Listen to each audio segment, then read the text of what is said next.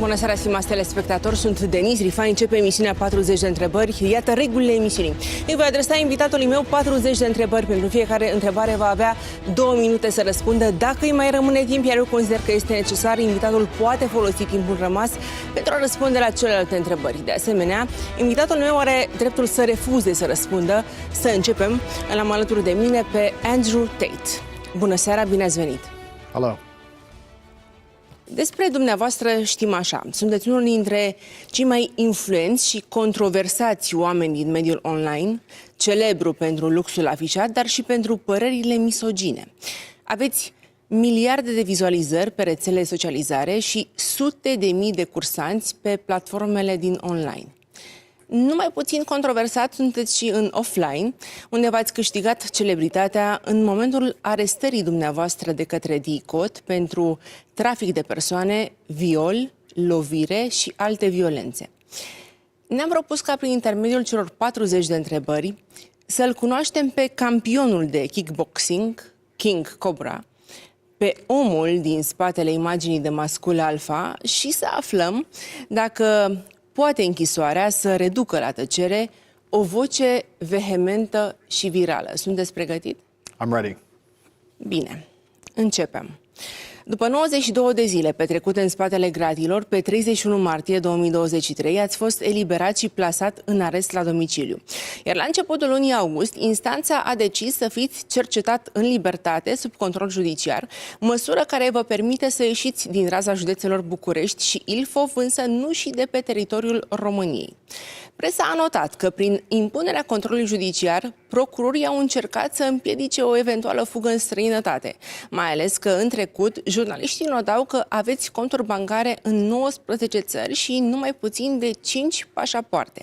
Ținând cont că ați susținut de mai multe ori că vă place România și că aveți încredere în sistemul judiciar din această țară, urmează întrebarea: vă simțiți în siguranță în România? That's a very good question. And I do feel safe in Romania. Societal, I think the society is a very safe society. Romanians are beautiful people. It's a religious society. You can see and feel God here. I don't feel safe from the law. I have to be very honest. I think that the procedure which has been applied to me is unfair. I don't see why it has been done. Nobody wins. The two victims in my case are saying they're not victims. DCOT looks bad. Romania looks bad. Certainly, they have tried very hard to catch a big fish. The prosecutor has been desperate to put me in jail because I'm famous, not because I've done anything wrong. And it's kind of upsetting to me. I have to be very honest with you, because I've tried very hard to represent Romania in a positive light and always speak positively about Romania to the entire world, which doesn't have the best international reputation. I've only ever said good things about this country. And then for a prosecutor to come along and decide he wants a big fish and to put me in jail for no reason, not because I've done anything wrong, but purely because I'm famous. I think that makes Romania look bad. It makes DCOT look bad. There's no victims in the case, so nobody is being saved in any way. It's just a net negative for everybody. And the Romanian people respect me and love me, and everybody who sees me apologizes to me and knows I've done nothing wrong. So I feel very safe in Romania. Yes, it's a beautiful country. I just decided to live here for a reason. There's very beautiful people. I just think it's a shame that one prosecutor on a ridiculous quest for fame can damage the country's reputation so heavily. Mergem mai departe. În ianuarie 2023, aproximativ 500 de tineri au protestat în capitala Greciei, cerând eliberarea dumneavoastră și a fratelui dumneavoastră, Tristan Tate. În mediul online, printre cei care s-au arătat contrariați de arestarea dumneavoastră, s-a numărat și impresara de fotbal Ana Maria Prodan, care a scris pe o rețea de socializare așa: imaginea și munca lor de o viață sunt distruse pentru ce? De ce să arestăm înainte să avem toate probele incriminatorii? Dacă nu se dovedesc acuzațiile, cine mai șterge demența creată de media din viața acelor oameni? Dumneavoastră ați reacționat imediat. Vă citez: mulțumesc, Ana Maria Prodan, pentru că susții dreptatea. Urmează întrebarea: vă așteptați la mai multă susținere? I think the entire world supports me. Absolutely nobody believes the narrative they ever tried to paint. Even the victims they found and put in this file themselves are saying they're not victims. They're on television saying we're not victims, let Andrew go. Nobody believes them. Nobody on the public believes them. Nobody on the internet believes them. The entire thing is a farce. And I genuinely feel bad, not for myself, because I'm a man who's had a very difficult life and I understand trials and tribulations, and I'm not scared of jail. I'm not scared of assassination. I'm not scared of anything. That's not who I am. I feel genuinely bad for the country of Romania. What rich person, what person of wealth will now move to this country and set up a life, knowing that DCOT prosecutors, in their desperate bid to try and make themselves famous, will destroy a man's life and reputation at will and face no repercussion? What rich German or Italian man will ever move to this country? We talk about Romania being a beautiful country full of beautiful people, beautiful natural resources, amazing nature, a gorgeous place where anybody should come and feel free and safe inside of a democratic society. Who is going to come and set up a life here after what they've done to me? Romania has lost years worth of positive reputational building. For what? To save who? There's not even a single victim in the file. The two girls they highlighted are on my side. The entire thing is asinine, it's crazy. And it's ridiculous to me that one person in their quest for a career, in their quest to try and forward their job, can do this much damage to an entire nation. I'm mind blown. Mulțumesc. Mergem mai departe. În 2021 ați înființat o platformă online prin care împărtășiți tinerilor, contra unei taxe de înscriere de $49,99, noțiuni de copywriting, freelancing, e-commerce sau criptoinvestiții.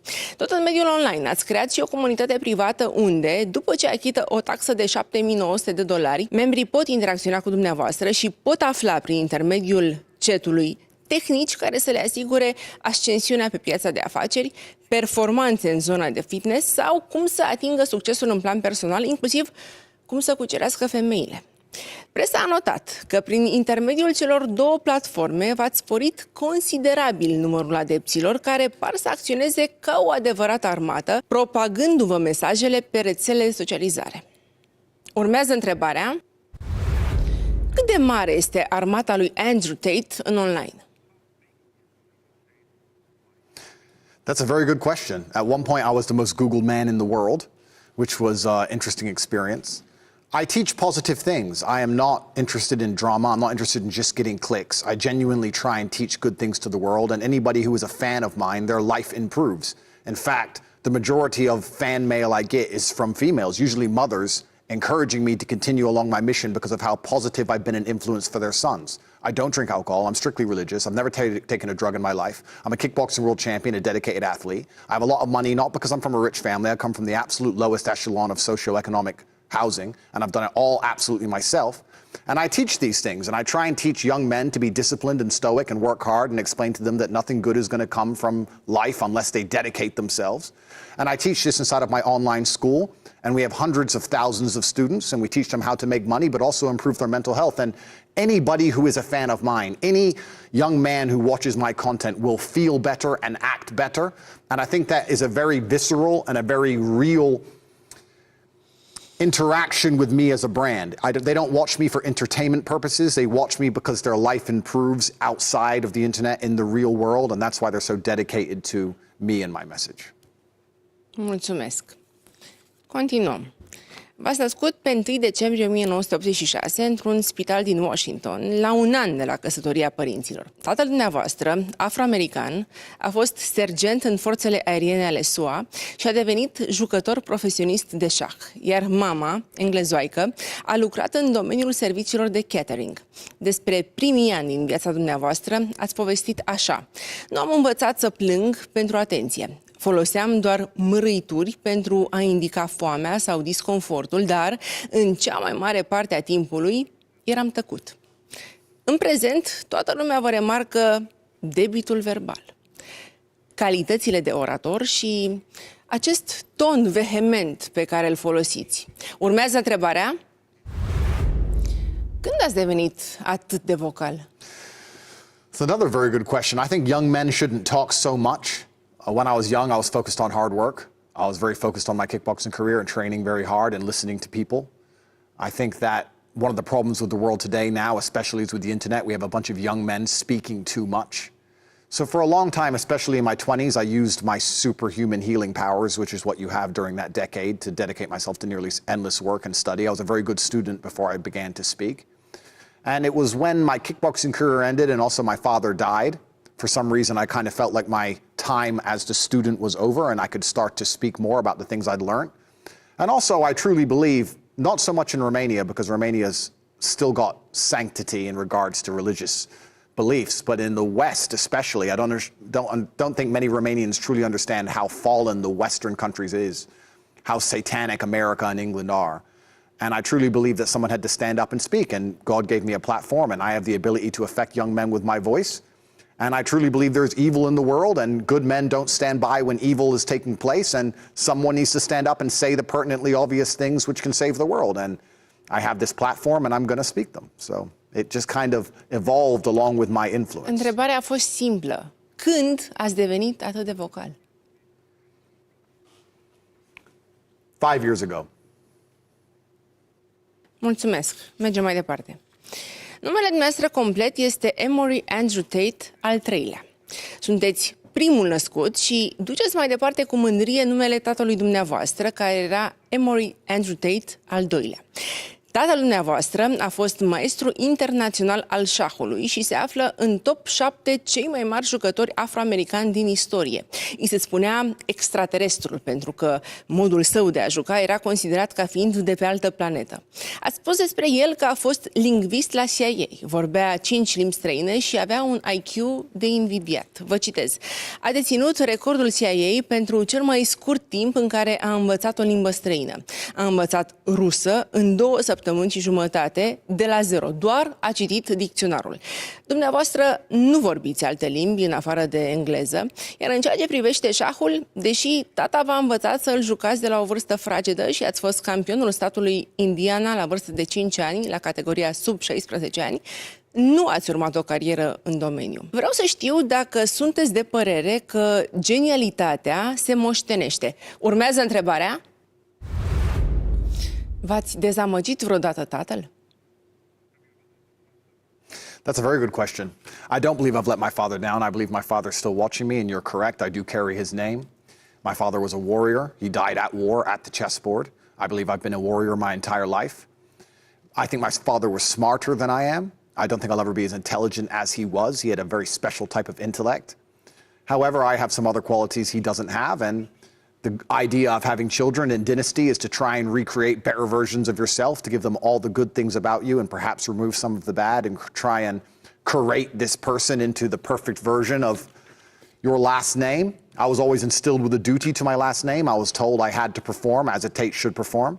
And that's why I cannot act with cowardice. This is why I must stand up and tell the truth of what I believe is happening in the world, and tell the truth about the satanic agendas which I believe are happening in the West, and tell the truth about the fact that Tate have ruined Romania's reputation in a selfish bid to try and get promotions inside of their organization, and to sit and sell the truth. And I think that's my job, and I think that's what Tates have always done.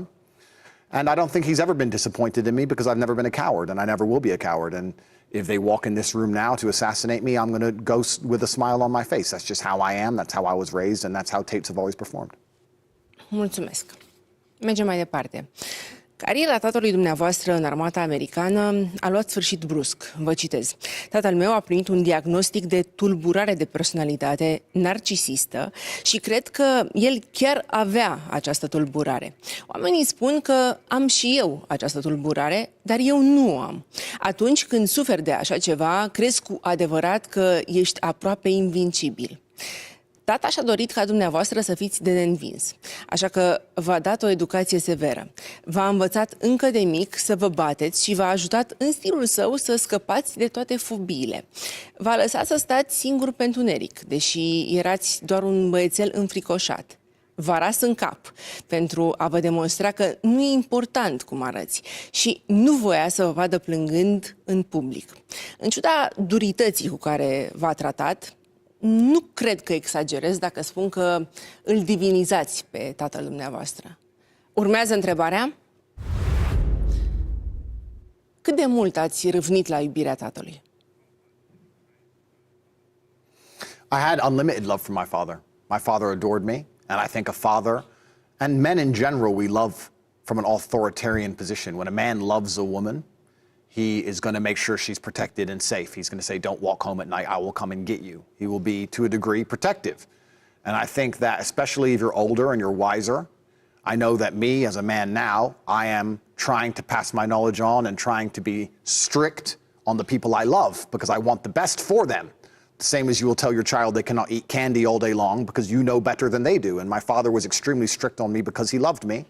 He had unlimited love for me, and that's why he was so disciplinarian with me. And life as a man is very hard. He prepared me for a very difficult life. I'm not some rich kid. I was thrown in Romanian jail. It was not a problem for me. I've been through much worse than that. And I've been created to be prepared for all eventualities of life. And I think that when you are a man, life is extremely difficult, harder than being a woman, exceptionally difficult. And if you're not prepared for that, you're always going to suffer. You're either going to suffer the pain that it takes to be important, or you're going to suffer being a nobody and being insignificant. And that's the unfortunate realities of life as a man. And my father did a fantastic job of preparing me for that. Continuăm. Presa internațională a scris că tatăl dumneavoastră a avut probleme cu alcoolul și că de multe ori a riscat să piardă la cazinou toate câștigurile obținute la masa de șah. Dumneavoastră ați spus că din cauza problemelor financiare cu care se confrunta familia, în 1997, pe când aveați 11 ani, v-ați mutat cu mama și cu frații dumneavoastră în Luton, Anglia. Vă citez: situația noastră devenise atât de grea încât am decis să plecăm în Anglia fără tata. Eu nu am avut niciodată o viață ușoară. Nu provin dintr-o familie bogată. Mi-ați spus deja. Sunt de pe străzi efectiv și am crescut foarte greu. Au trecut de atunci 26 de ani, timp în care situația dumneavoastră financiară s-a schimbat. Astăzi, la cei 37 de ani ai dumneavoastră, aveți conturi bancare consistente, dar înghețate și mașini de lux încă puse sub sechestru. Vreau să știu dacă ați mai putea să o luați încă o dată de la zero. Urmează întrebarea: ați mai putea trăi în sărăcie? Absolutely. I have no problem living in poverty. I am who I am. I am Andrew Tate, and I'm happy with who I am because of my last name. And I'm happy that I live true under God and I do the right thing. I'm happy that I live with honor and I'm not a snake and I'm not a rat and I don't tell on my friends and I don't betray anybody. I've made a whole bunch of money because I believe in the world today, if you're a competent male who can get up on time, a firm handshake, does what he's supposed to do, stick to his promise, that it's very easy to become a millionaire. I teach that inside of my school. I teach people how to become exceptionally rich. I don't think it's difficult if you're actually a hardworking person. I've made money by result of just being competent, but money is not who I am. I was who I was before I had money, which is why I have money. I have no problem going back to poverty. I lived in poverty most of my life. If I end up 72 years old on a beach in the Philippines, as long as I have my brother, I'll be smiling. I mean, money is beneficial and beautiful, but truthfully, I spend most of my money helping other people. They don't talk about this on international media, but you can go to tatepledge.com. I donate $25 million a year feeding children. Tatepledge.com. They don't talk about that. I spend my money on the mothers of my children. My mother, the women I care about, my sister. As a man, when you have a lot of money, you use it to provide and to help others. I find my happiness through the happiness of others.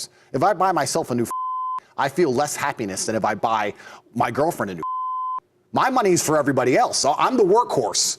All I do is work and give it away. That's what is the masculine imperative. Think of Christmas morning. Nobody buys dad anything. It's about the children and the women. This is how it is as life as a man. So I could go back to poverty, but if I went back to poverty, I would feel bad for the people around me who I love to give to, who I love to take care of.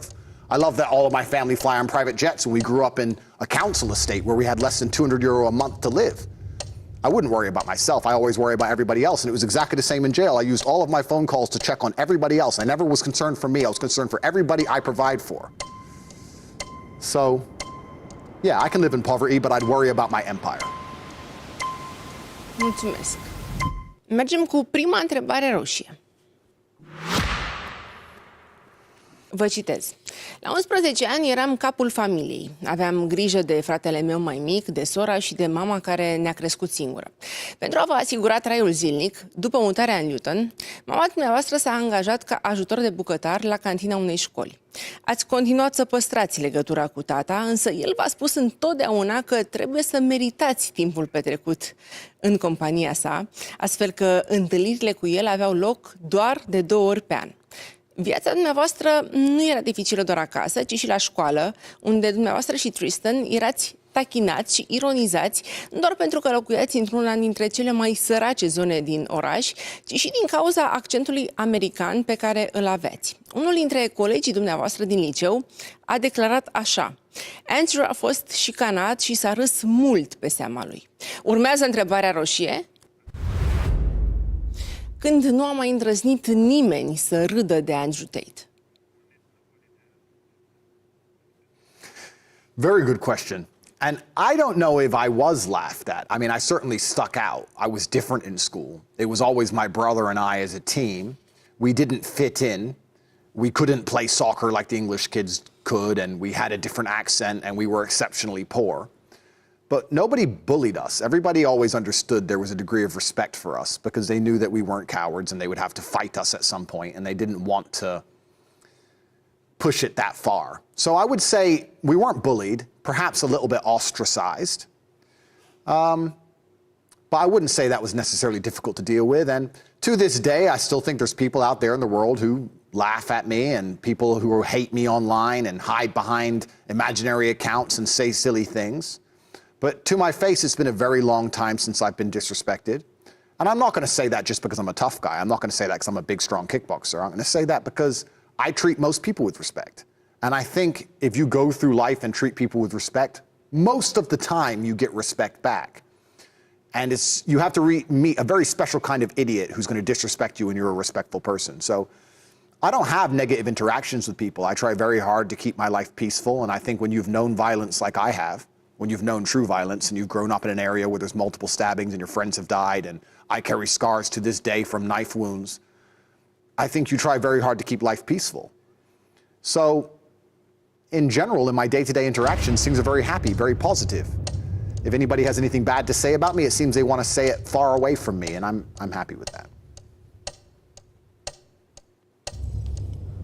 Mulțumesc. În 2005 ați început antrenamentele de kickboxing, iar în 2007 l-ați înfruntat în primul dumneavoastră meci oficial pe luptătorul Scott Gibson și ați fost înfrânt prin knockout. V-ați auto-intitulat în ring Cobra sau King Cobra și până la retragerea din 2020 ați obținut 4 titluri de campion la categoriile semi-grea și grea în competițiile organizate în stil full contact în cadrul Asociației Internaționale Sportive de Kickboxing. Despre succesul în ring, dar și în afara lui, ați spus așa: în mintea mea nu am slăbiciuni. Poate că e nebunesc, dar este brutal de folositor.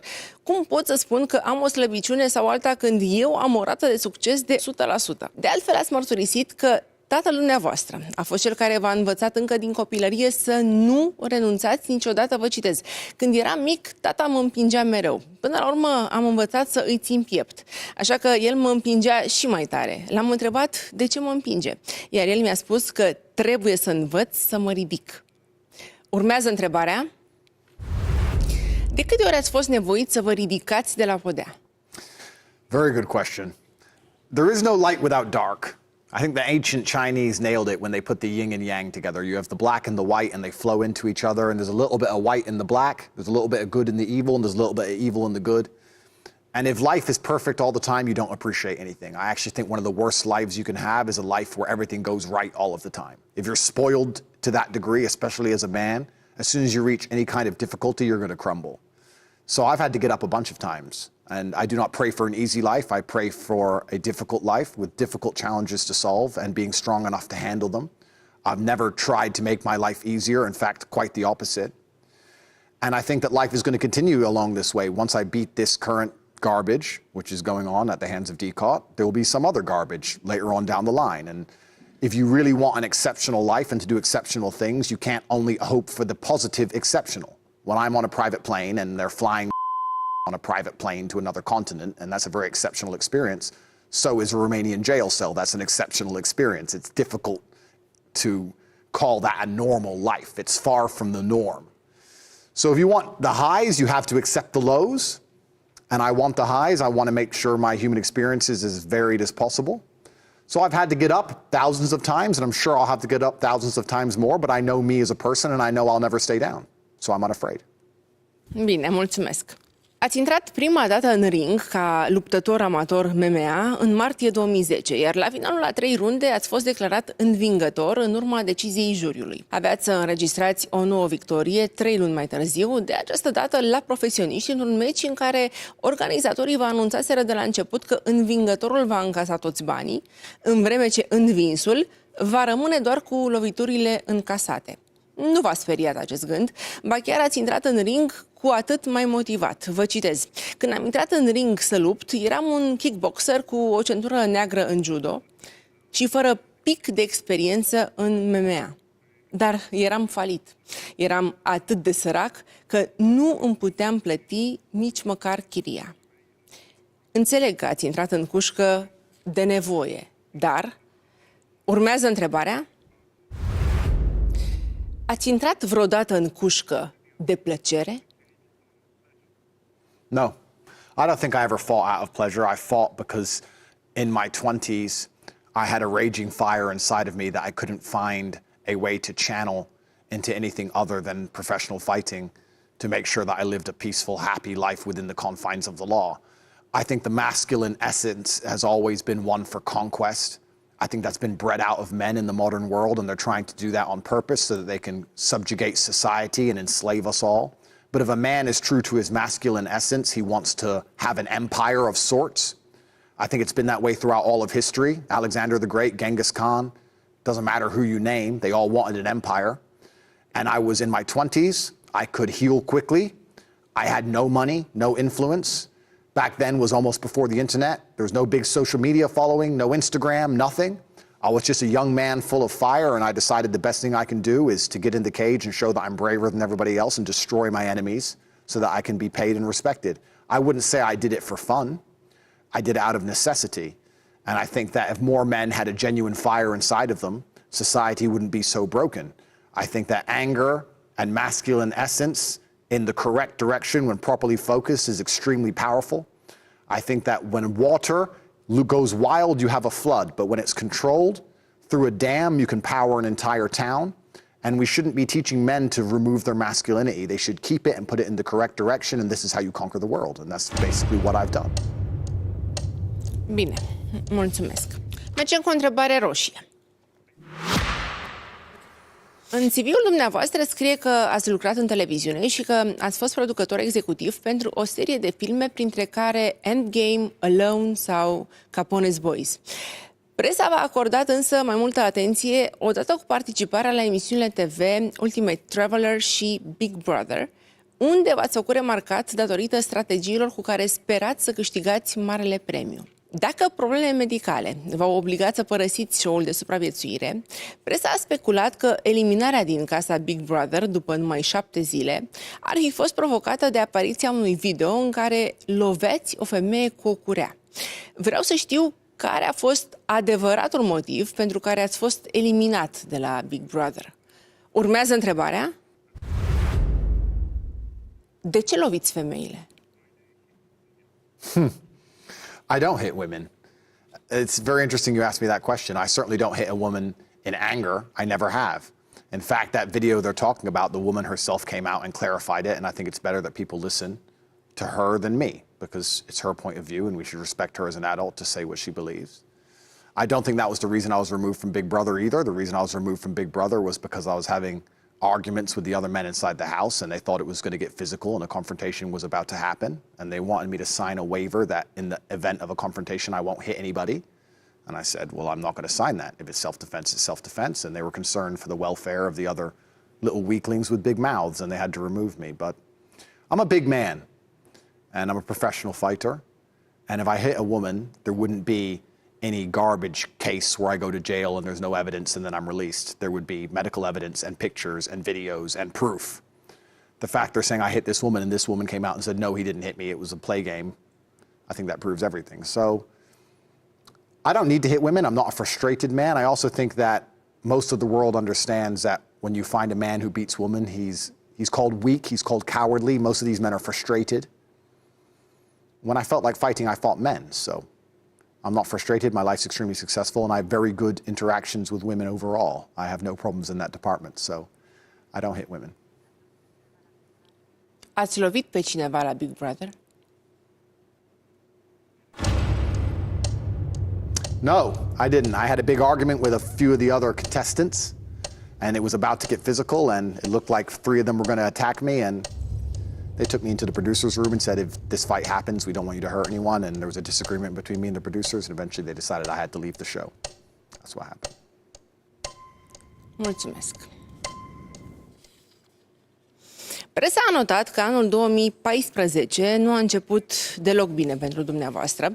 Chiar din prima zi a anului, pe 1 ianuarie, poliția britanică v-a percheziționat locuința din Luton și a decis arestarea dumneavoastră pentru 2 zile, în urma unei acuzații de agresiune domestică. Jurnaliștii au scris că în timp ce oamenii legii investigau acuzațiile, dumneavoastră părăseați Marea Britanie pentru România. Urmează întrebarea: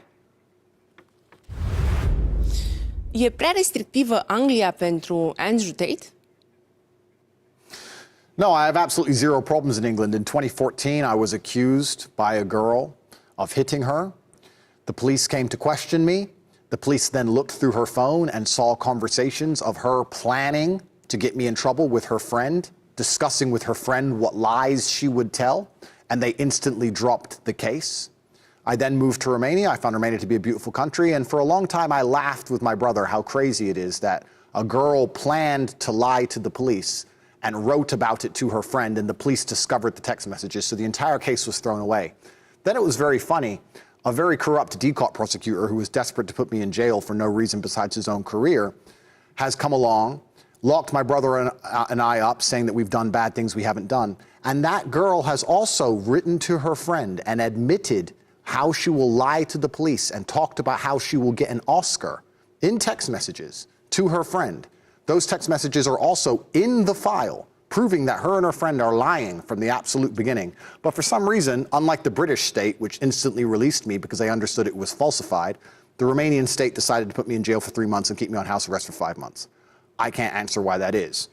But I am completely free to move inside of the UK. I don't have a criminal record. I've never been convicted of anything. I've never been found guilty of any crime. I'm 37 years old and I have a clean conscience and a clear record. And in 2014, it was a very short-lived incident because the British authorities threw it away instantly. And now I'm waiting for the Romanian authorities to do the correct thing. It's funny how history repeats. Very interesting how history repeats. And I'm sure in the end the judges will do the right thing. It's just a matter of waiting for that to happen. Bine, o să vă întreb altfel. În opinia dumneavoastră, ați ridicat vreodată mâna la o femeie? Tried. That's a good question. I don't often miss. I'm a professional fighter. I'm pretty good. If I tried, I would have succeeded. And I don't need to hit women. There's no reason why. Mulțumesc. Mergem mai departe. Vă citez. Națiunile mele gazdă, națiunile mele de origine, America și Anglia, m-au abandonat. Cred că din cauza opiniilor mele politice și pentru că sunt anti-LGBT, împotriva războiului din Ucraina, împotriva vaccinului COVID. Chiar dacă ați fost foarte vocal împotriva multor lucruri, în 2022 v-ați arătat susținerea pentru Donald Trump, chiar dacă asta a însemnat să adânciți ruptura cu sora dumneavoastră, despre care ați spus că ia parte la mitinguri feministe și îl consideră rasist pe fostul președinte american. Nu numai că v-ați simțit abandonat, însă ați adus deseori în discuție teorii ale conspirației și ați susținut că Matrix și-a trimis agenții. Pentru că tot vă place Matrix, o să îl citesc pe Neo, personajul principal din film. Nu-mi place gândul că nu dețin controlul asupra propriei mele vieți. Urmează întrebarea: ați pierdut vreodată controlul? That's a good question. I don't think we have complete control over our lives. Obviously, there's outside influences that affect it. I think one of the only things in life you truly have control over is your state of mind. You can't even control if your heart keeps beating. It can stop anytime it wants. You can't control the weather. You can't control if the police bust your door down. You can't control if the Matrix decides to coordinate all of the media in the world to say you're something you're not. You don't have control over much, but you do have control over your state of mind and how you react to things. And I see God in all things. I see God in all outcomes and all situations, and I believe that He is the best of planners, and He is giving us tests for us to learn and grow. And I never allow my state of mind to betray me. I've never lost control of my head. I've never felt depressed. I've never felt sad. I've never felt sorry for myself. I've never been able to get rid of a thought I didn't want to get rid of. And I think that we live inside of our own minds, and as long as you control your mind, you get to control your reality. So I don't think I've ever lost control. And I don't think I ever will lose control. No matter what happens to me, I'll always control my mind and control how I view it. And I view all things as a positive, no matter how negative they seem. I see the positive in everything, and I see the lesson in everything, and I see God in everything. So for that reason, I will confidently state I've never lost control because all that we have is our state of mind and I own mine. Mergem cu o întrebare roșie. Într-un videoclip în care ați explicat motivele mutării în România, ați spus așa: îmi place ideea de a putea să fac ce vreau. Îmi place să fiu liber. Îmi place să trăiesc într-o societate în care banii, influența și puterea mea înseamnă că nu sunt supus sau reținut de vreo lege. Ați mai declarat că preferați să trăiți într-o țară în care corupția este la îndemâna tuturor și unde oricine poate să plătească $50 mită ca să scape de o amendă pentru viteză excesivă.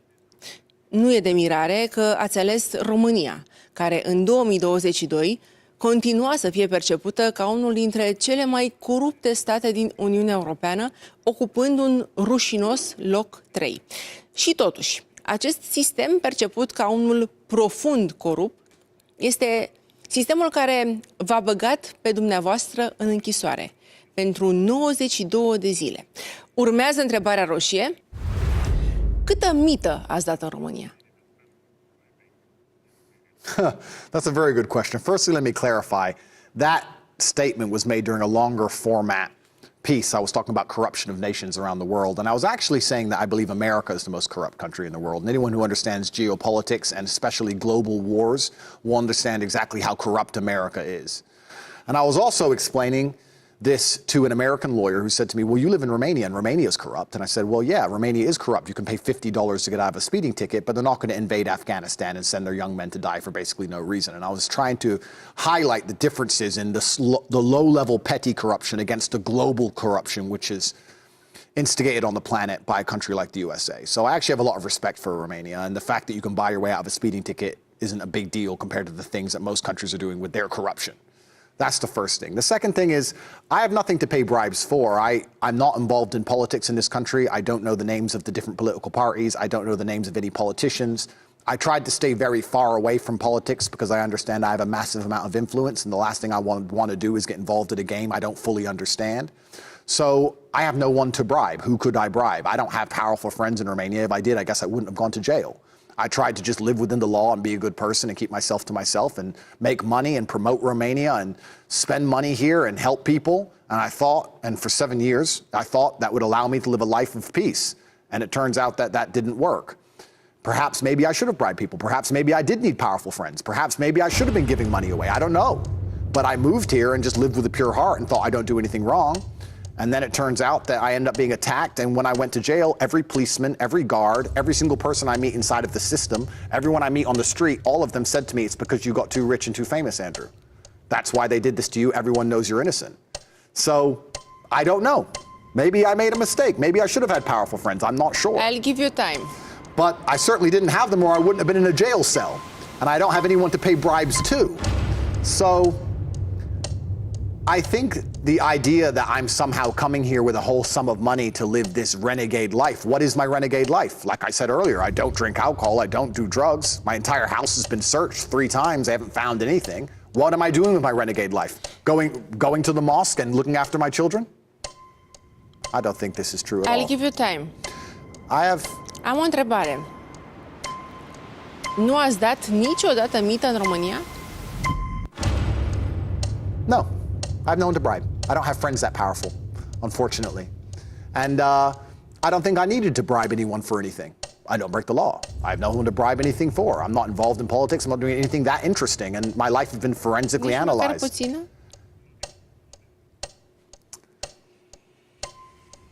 I won't answer that question because the answer, I mean, there was a parking attendant once and I wanted a parking space, but I don't want to get him in trouble.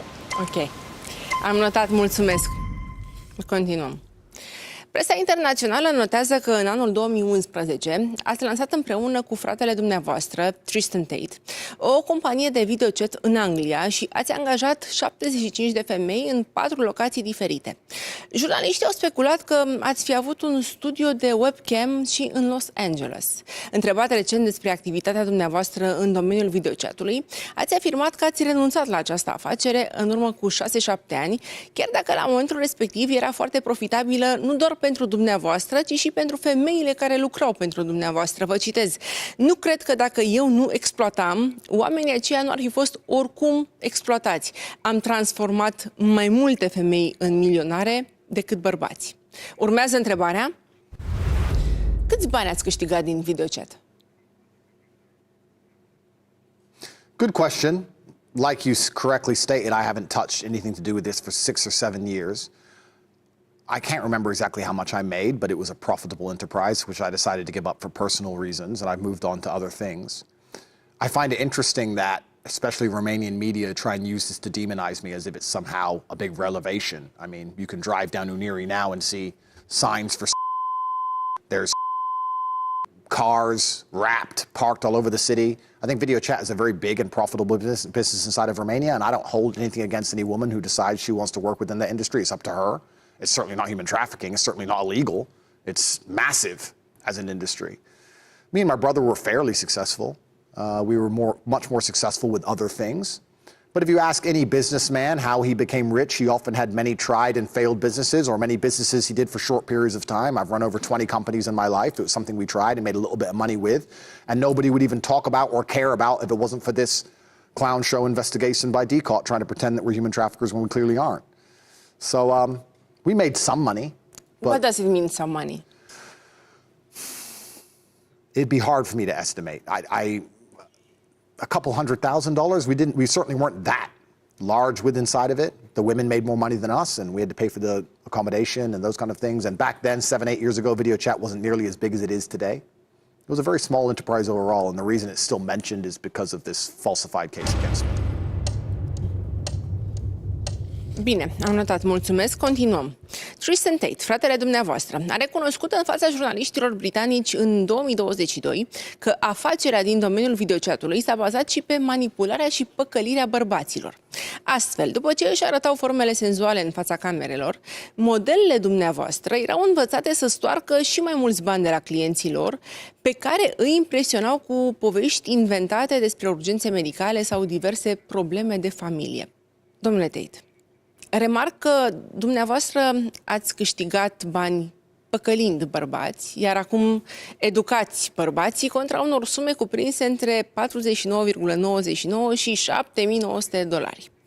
Urmează întrebarea: sunt mai ușor de păcălit bărbații sau femeile? That's a very good question. I think that women fall for what they hear and men fall for what they see. And that's why women wear makeup and men tell lies. So it depends who you're trying to fool and why. But certainly women are easier to fool in some regards, depending on the tools at your disposal, and I can say the same for men. I wouldn't say one is easier than the other. I think that men and women are quite different. We have a different type of intelligence. But women certainly have an intellect. Women can be psychic sometimes. Women can just say, I know you were cheating, and she can have no proof at all, and she just knows. Women can have a certain type of intellect that I don't think men have. So overall, I'd say men are easier to fool. In regards to the original statement before the question, you were talking about the fact that the video chat models lie and sell a fantasy to men. That's true. That's not true for my models. That's true for the entire industry. And the man knows she's lying, and that's part of the fun. It's part of the game that people play. So I think the man wants to be fooled, because if she doesn't fool him or pretend to fool him, he's not interested. So it's part of the play. But overall, because I want to be a professional and give a compendious, concise answer, who's easier to fool, men or women? It's very difficult. It's hard to Și say. instrumentele de lucru pentru bărbați și pentru femei. Well, when you want to fool a man, I think you would have to appeal to his ego. I think if you appeal to a man's ego or his sense of duty, it's easier to fool him. And for a woman, if you want to fool her, I guess you would try and appeal to her sense of self and make her feel special and unique amongst many, which I guess is kind of the same thing.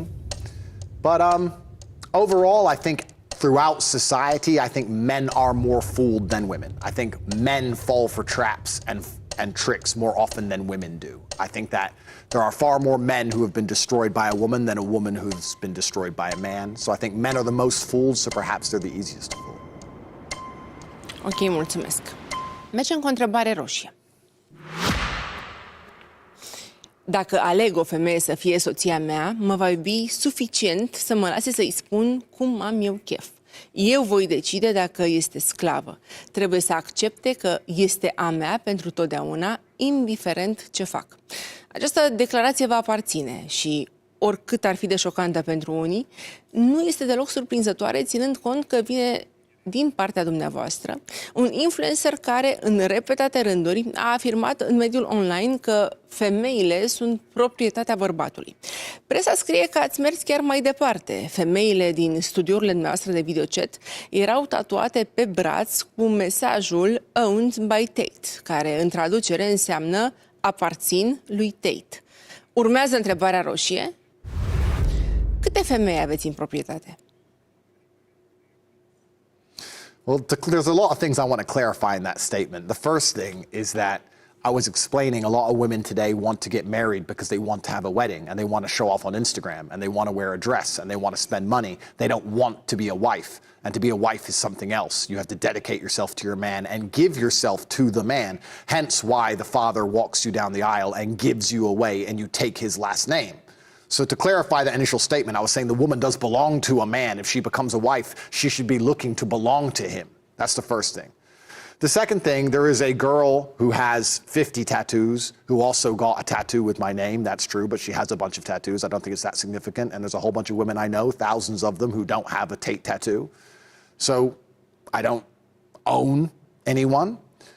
I think that we're all grown-ups, and I think it'd be very misogynistic to assume that women can't make their own decisions. And if a woman decides she wants to associate with me and I decide I want to associate with her, then we're consenting adults and we will do that. If she decides she doesn't want to, or I decide I don't want to, then the relationship will end. I don't own any women because I'm not married. But if I got married, I would see my wife as mine. Absolutely. I would have no interest in a marriage without that degree of ownership. Why would I want to marry a woman and say she's not mine? She would be mine, absolutely and utterly, which comes with good and bad. There's bad. I have a lot of responsibility. I have to pay her bills and protect her and take care of her and make sure that she has no problems. And she's driving a nice, fast car and living in a mansion. So absolutely there'd be some bad from it, but there's also some good. You're my woman. You can't go and party with all those men and drink alcohol. No, stay here with me. If that makes me a misogynist, like the BBC wants to say, then heaven forbid I'm a misogynist. But I think that's what every rational male and female believes. So I'm going to say it regardless of how they demonize me in the media. Mulțumesc. Continuăm cu o întrebare roșie. Dacă după mutarea în Anglia, accentul american v-a creat probleme în colectivitate, în 2014, după mutarea în România, accentul britanic și experiența sportivă v-au ajutat să deveniți unul dintre cei mai apreciați comentatori ai galelor Romanian Interivew, organizate de omul de afaceri Sebastian Vieru. Presa a notat că asocierea cu omul de afaceri brașovean v-a facilitat și drumul către primele tranzacții imobiliare în Săcele. Jurnaliștii au speculat că banii pe care dumneavoastră i-ați investit de-a lungul timpului în afacerile imobiliare ar fi provenit din exploatarea femeilor pe internet și subliniază că în prezent sunteți cercetat și într-un dosar de spălare de bani. Urmează întrebarea roșie. Ați spălat bani prin afaceri imobiliare? It's so interesting that I'm accused of money laundering, but from my understanding of money laundering, you had to have committed a crime first, and then you're trying to turn the money legal.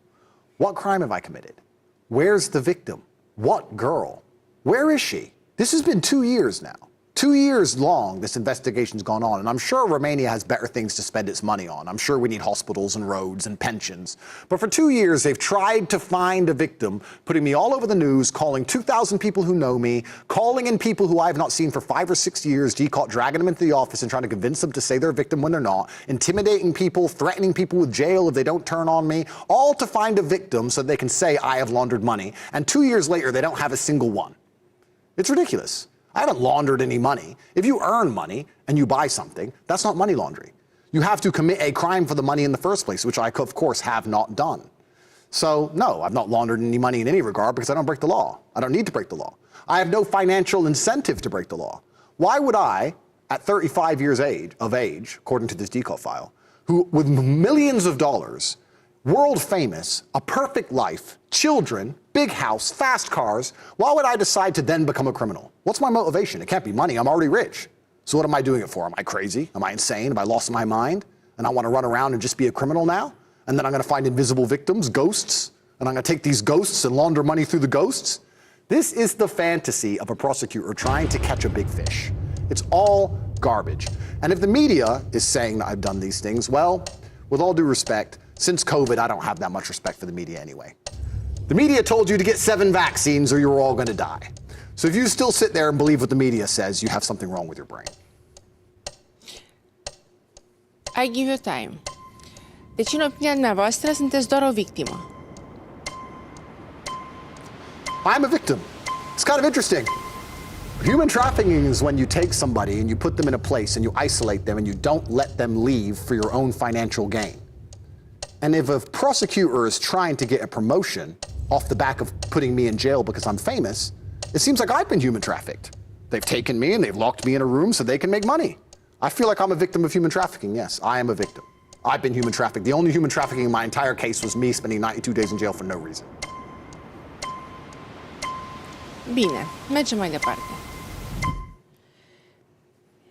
În aprilie 2022, anchetatorii au descins în locuința noastră din Pipera, având informații că acolo ar fi fost sechestrate și obligate să facă videochat mai multe tinere.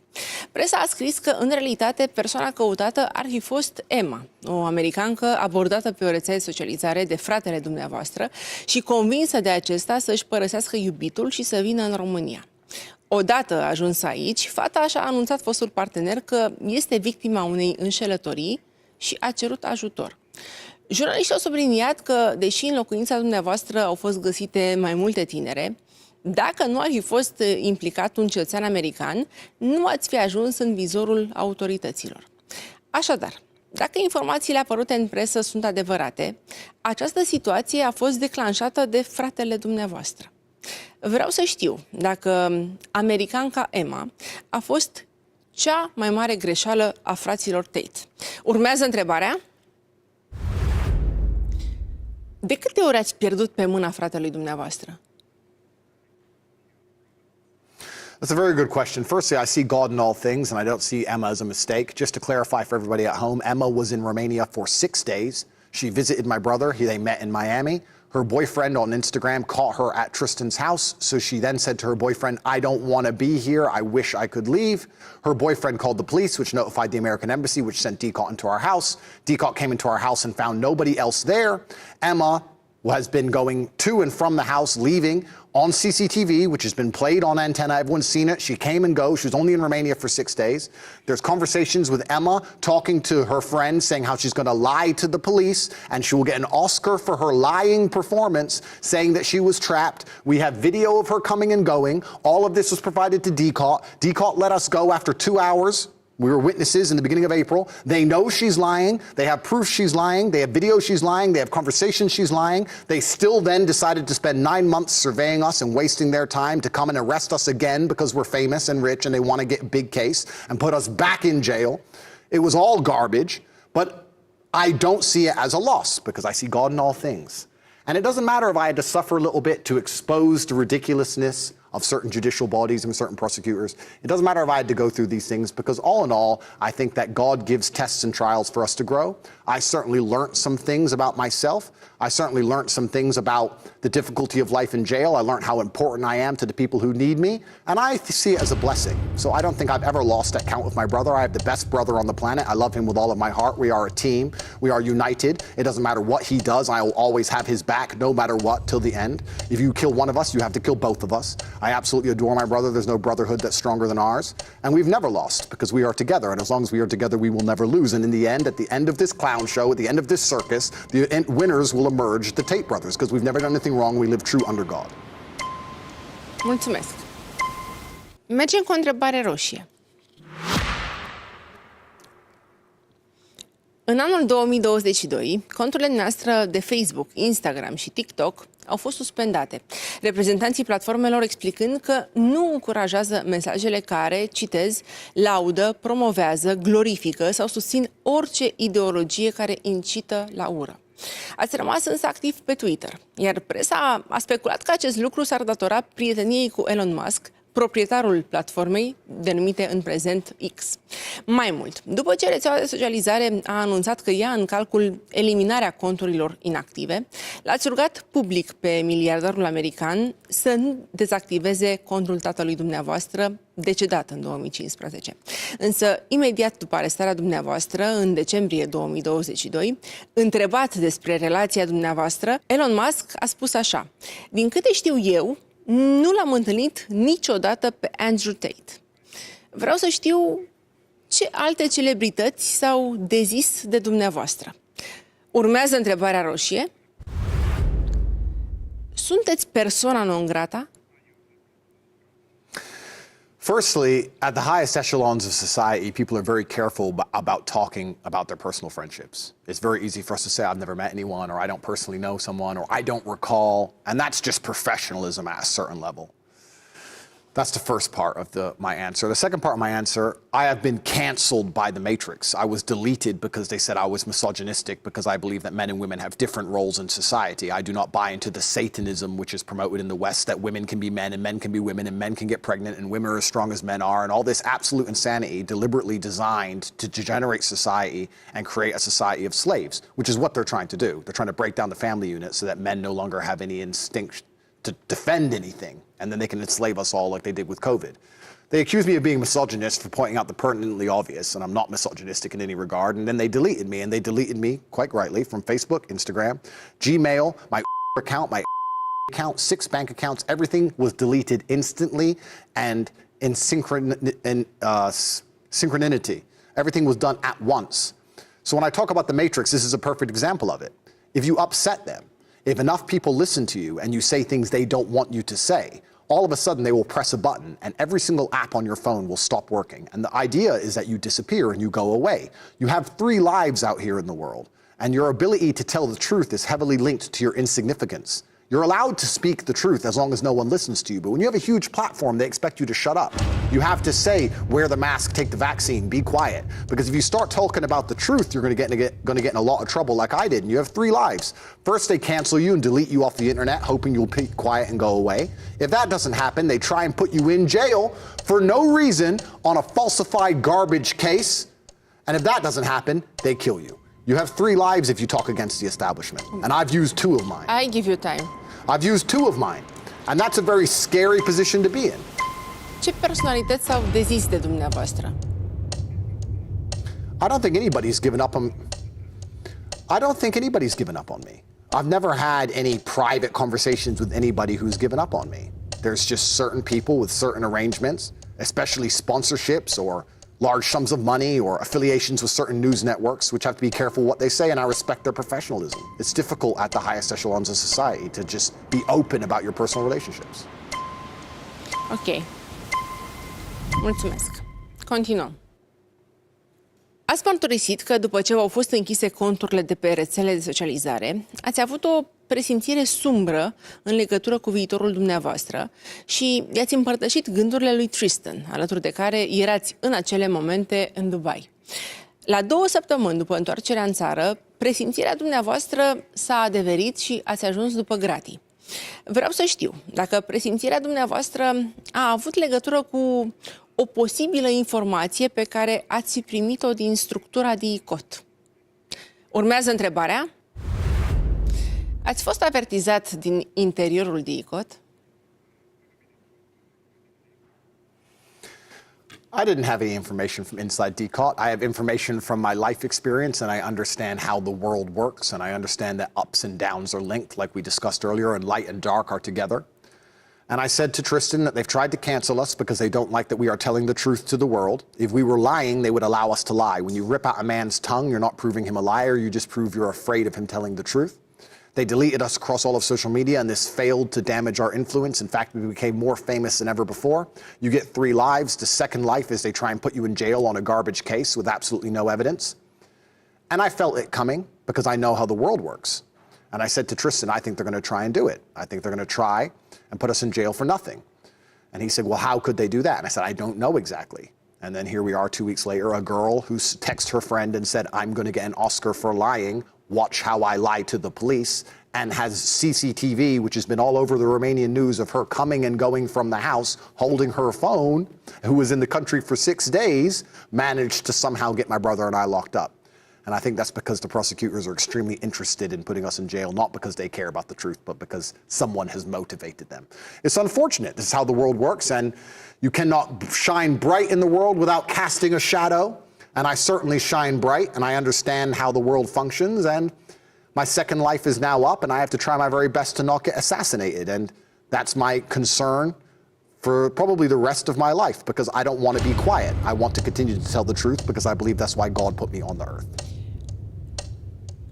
Cine este, în opinia dumneavoastră, acea persoană care i-a motivat pe procurorii DICOT?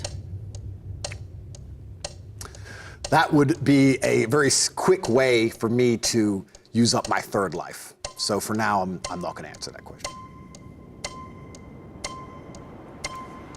Ok, mergem mai departe. Pe 27 decembrie 2022, ați tachinat-o pe activista de mediu Greta Thunberg cu următorul mesaj. Bună ziua, am 33 de mașini. Vă rog să-mi dați adresa dumneavoastră de e-mail ca să vă pot trimite o listă completă a colecțiilor mele de mașini și a emisiilor uriașe ale acestora. 2 zile mai târziu, pe 29 decembrie, o anunțați pe activista suedeză că nu veți recicla cutia de pizza care tocmai vă fusese livrată. Fotografia cu dumneavoastră și cutia care purta logo-ul unei celebre pizzerii din România a fost văzută însă și de autoritățile de la București, care, având astfel certitudinea că sunteți pe teritoriul țării noastre, au descins în locuința dumneavoastră. În urma raziei făcute, ați fost reținut în cadrul unei anchete privind comiterea infracțiunilor de trafic de persoane și viol. La câteva ore după arestarea dumneavoastră, Greta Thunberg a scris ironic: asta se întâmplă când nu reciclezi cutia de pizza. Vreau să știu dacă ați învățat să reciclați cutiile de pizza. Urmează întrebarea: de câte ori v-ați dat de gol?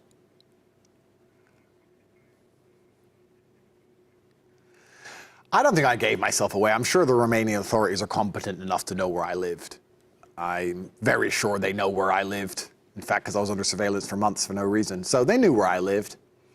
So I don't think I gave myself away. My house is not a secret.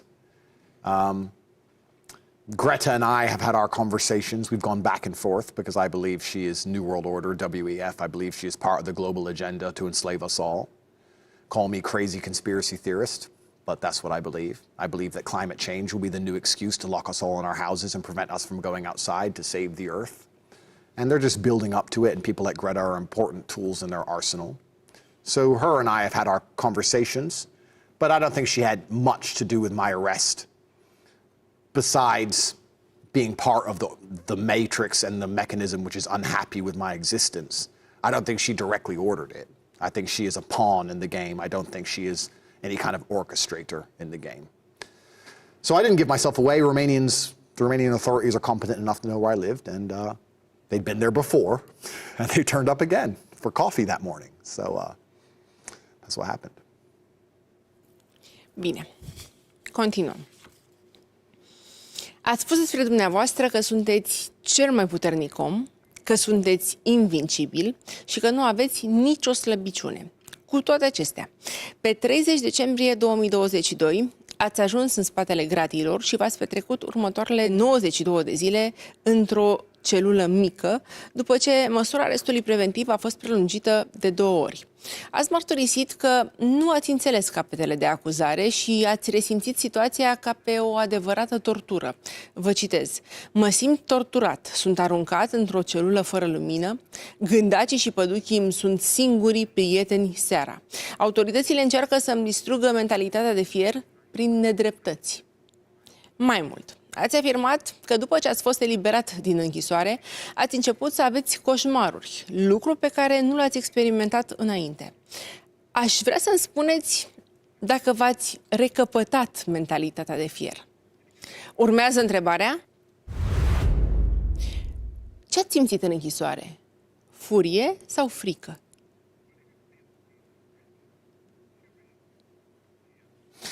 Yeah, it's a good question. I never lost my iron framework. I did have nightmares because obviously you're in a jail cell and things are uncomfortable, but I don't believe in things that take away power from me. I believe the nightmares were a message from God to strengthen me. I see God in all things. I never see myself as weak. When I talk about being invincible, I don't talk about it in the literal sense. I'm sure with enough bullets I would die. Probably not 1, maybe 10. They'd get me in the end. But I believe that I stand the best chance of survival by believing I can resist a bullet, as opposed to believing it will hurt me. So I always believe in those things in my mind. That's where my invincibility comes from. When I was in jail, I was extremely concerned for everybody outside of jail.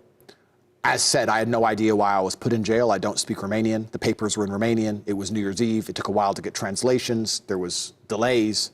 People were saying human trafficking, which is insane because the 2 girls in the file are screaming on the news that they're not victims. So the whole thing was a joke. Everyone was laughing about how ridiculous it was. So nobody was clear. It took a while for me to understand how pathetic the whole thing was. But I was very concerned for my children. I was very concerned for my mother. I was very concerned for my staff and their families. And I wasn't concerned for myself. I was genuinely very concerned for everybody I have to provide and protect and care for. And most of my conversations with my brother in that jail cell were, how can we make sure everybody else is eating? How can we make sure everybody else is okay? Most of my time on the phone was spent reassuring other people's state of mind, making sure other people felt okay. It was never about me. Me going to jail was actually about everybody else. Ce le spuneți copiilor dumneavoastră? They're quite young, so I didn't have to explain it to them exactly where I was. They just knew that I was away. But it was uncertain how long I was going to be in there. And obviously you have to make a contingency and plan for the worst. But luckily a Romanian judge saw the light and let me out. I give you time. Câți ani au? They're 3. And luckily, and to be fair, the Romanian judicial system, the judges have been very good to me. The judges can see garbage when it's put in front of them. And the judges let me free. And I got to reunite with some of my children. Some of my children I've still not seen because I can't leave Romania. And their mothers are scared to come here because they see the police state as brutal and they see it as corrupt. So they won't come here. So there's a daughter, which I haven't seen since the beginning of this because the mother is afraid. I give you time. The mother is afraid of DCOT and I can't leave. So I've been separated from one of my daughters for over a year because of this entire saga. And that's the thing that's so upsetting. Like, there's real people involved in this, real emotions involved in this game. When people sit and go, oh, I want a promotion, I want to put a famous man in jail, they don't understand that there's full-grown women crying, there's children crying, missing their father. It's truly sad what's happening. Mulțumesc. Mergem mai departe, mergem cu o întrebare roșie. În ciuda faptului că ați spus că a fost foarte frustrant să fiți închis într-o cutie și să ai parte de o libertate de acțiune extrem de limitată, pe parcursul zilelor de detenție nu ați uitat de aspectul fizic, așa că dumneavoastră și fratele ați solicitat prezența unui frizer care să vă aranjeze părul și barba.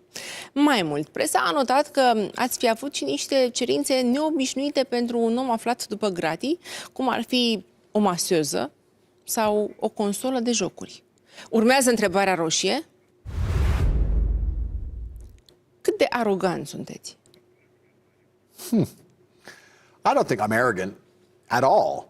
I like to think I treat all people with respect, and anyone who respects me will be treated nicely. I don't often get called arrogant in person. I don't see myself as delusional in any regard. I know what I'm good at, and I'll say what I'm good at. Any delusions I have are deliberately manufactured for my own state of mind, like believing a bullet wouldn't kill me. I think that's the best thought you can have in your head when you're shot. But I understand it's something I've manufactured. I don't think I'm arrogant at all. In fact, I was the nicest person in jail. Please feel free to go do investigative journalism around central arrest. I said please and thank you to every single prison guard who put handcuffs on me and marched me out to court even though I shouldn't have been there.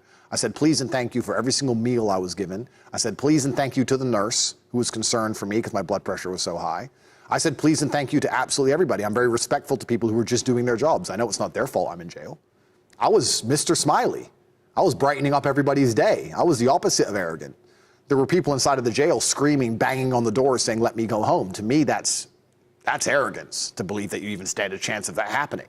I understood that there's people here doing honest work, and I'm in a jail cell I don't belong in, and that God will fix all, and time solves all things. And I was very nice to everybody. I would actually had been told many times I was the nicest prisoner they ever had. The old ladies who brought the meal around, they got the most compliments they probably ever had. Everyone else didn't want to eat it. I was telling her how amazing it was. Did you cook this? This is amazing. It's better than my grandma. This is the best. I was very nice to people because I believe if you make people happy, they'll make you happy back. If you want to feel happy inside yourself, the best thing you can do is make others smile. That's how I am as a man. That's how I've always been, like I described earlier about buying somebody else a car. So I spent most of my time in jail making sure everybody around me was smiling so that I could smile. And it was fine. Mulțumesc. Continuăm. Presa spune că ați moștenit duritatea de la tatăl și de la bunicul dumneavoastră, spre deosebire de Tristan, care nu doar că nu a făcut performanță în ring, acolo unde dumneavoastră ați fost campion, dar pare să fi devenit mai degrabă umbra dumneavoastră sau chiar, citez, cățelușul lui Andrew Tate. Jurnaliștii au remarcat diferențe majore între frații Tate și în timpul perchezițiilor din 2022. Atunci, despre dumneavoastră s-a spus că ați fi avut un aer arogant, pe când Tristan părea mai degrabă panicat. Și dumneavoastră ați povestit că în timpul detenției ați avut un comportament total diferit. În timp ce dumneavoastră ați preferat să înfruntați realitatea, fratele dumneavoastră s-a închis tot mai mult în el. Vreau să știu care este cea mai mare calitate a fratelui dumneavoastră. Urmează întrebarea. Este fratele dumneavoastră veriga slabă? Absolutely not. My brother and I are very different people. I think that's what makes us a strong team. When you have two people who are exactly the same, then one of them is always irrelevant. You don't need them. If two people are the same, you can do it with one. We're very different people. He's stronger than me in many ways. We're actually such a good team because we're opposites in some ways. My brother is very good at being permanently positive and not having much interest in trying to fix the situation. I'm the opposite. I'm the one who's sitting there reading all the legal papers, trying to learn Romanian law to understand how they can lock me in a jail cell when a girl already admitted she was lying and say she'd get an Oscar for lying. I thought that they must have broken European law. And my brother was like, let's just relax. We'll get out. God will fix it. So we're very different. I think these differences make us strong. If you look at a chessboard, a bishop and a knight are different pieces and they move in different ways, but they're equally powerful. And when they unite and do their jobs correctly, that's when you win the game. Same with a king and a queen, same with a man and a woman, same with a husband and wife. I think that's how the world works. And my brother's certainly not the weaker one. He's bigger than me. He's 110 kilo. I'm only 93 kilos, so he's a lot taller and heavier than I am. And we possess unique qualities, and we make sure we work as a team to combine them to always find the favorable state of mind for the situation. And as a team, the Tate brothers have never lost. Never once. As a team, we have never lost any scenario ever. We have unmatched perspicacity, and we are ultimately successful in all realms of human endeavor. And I love my brother very much. Mulțumesc. Mergem cu o întrebare roșie. Pe 20 iunie 2023 ați fost trimis în judecată împreună cu fratele dumneavoastră, Tristan Tate, și cu cele două presupuse complice, Georgiana Nagel și Luana Radu, numite de presă îngerii lui Tate. Acuzațiile care vi se aduc sunt constituirea unui grup infracțional organizat, trafic de persoane în formă continuată, viol în formă continuată, acces ilegal la un sistem informatic și alterarea integrității datelor informatice, instigare și lovire sau alte violențe. Eu nu o să vă întreb dacă sunteți sau nu vinovat. Urmează întrebarea roșie. Ce păcate aveți? We all sin. I think most religions describe as us born with sin. In regards to going to court and access to information systems and these kind of things, I don't even know what that's about. I literally have no idea what they're talking about. I don't think I'm accused of that. That might be one of the girls. I'm not sure. I'm not allowed to speak to them. I don't spend much time analyzing my case because the whole thing's such a joke. It's going to be thrown out soon anyway, so I deal with my life. But what sins do I commit in life? Well, we all sin sometimes, don't we? We could always be better. I try every day to make sure I make a positive impact on the world. Please visit tatepledge.com. I literally restore eyesight to poor people in Gambia, and I literally feed children in Syria. Every single day there are thousands of people who eat a hot meal because of me. V-am întrebat ce păcate aveți. What do I do that is sinful?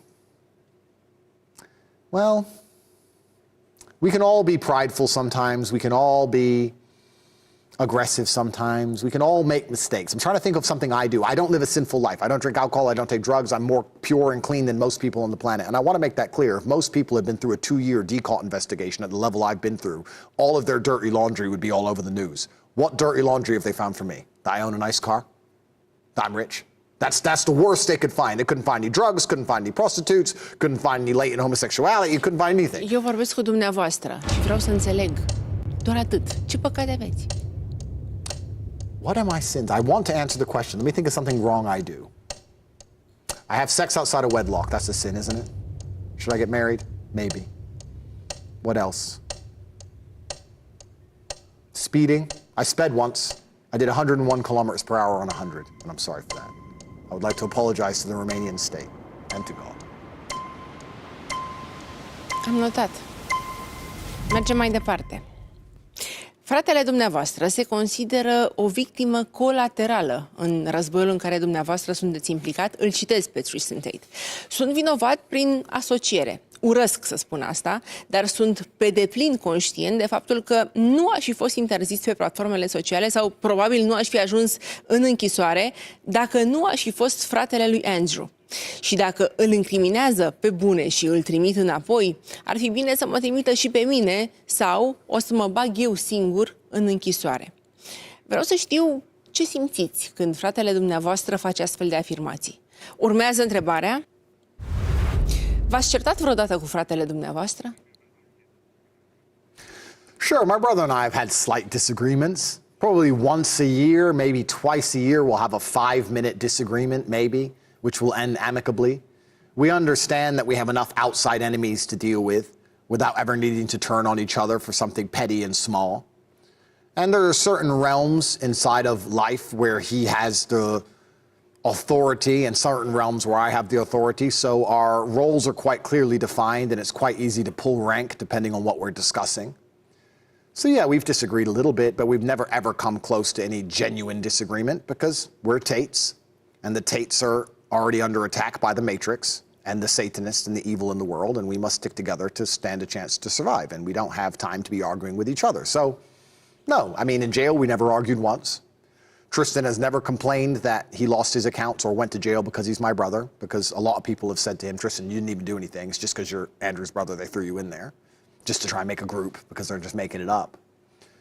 And we never argued about it. You know, we're a team. We approach life together. That means the good and the bad. What's the point in having a brother who's going to cry when he goes to jail with you, but is happy to sit on a private jet with you? No, you're brothers. Private jets, jail, house arrest, home, court. We approach life together and we're a team and we smile and laugh every day, no matter where we are, jail cell or not. We're still going to smile, we're still going to laugh. And I really believe we have an unbreakable bond. I cannot see a scenario in which we would ever stop being brothers. It's just simply impossible. Nu v-ați bătut niciodată? We sparred, I mean, training. He's big, he's hard to hurt, but we've never had a real fight. We've never had a serious disagreement that threatened our brotherhood ever. Mulțumesc. Mergem mai departe. Sunteți cel mai mare dintre cei 3 copii ai familiei, în timp ce fratele dumneavoastră, Tristan, este la fel de cunoscut.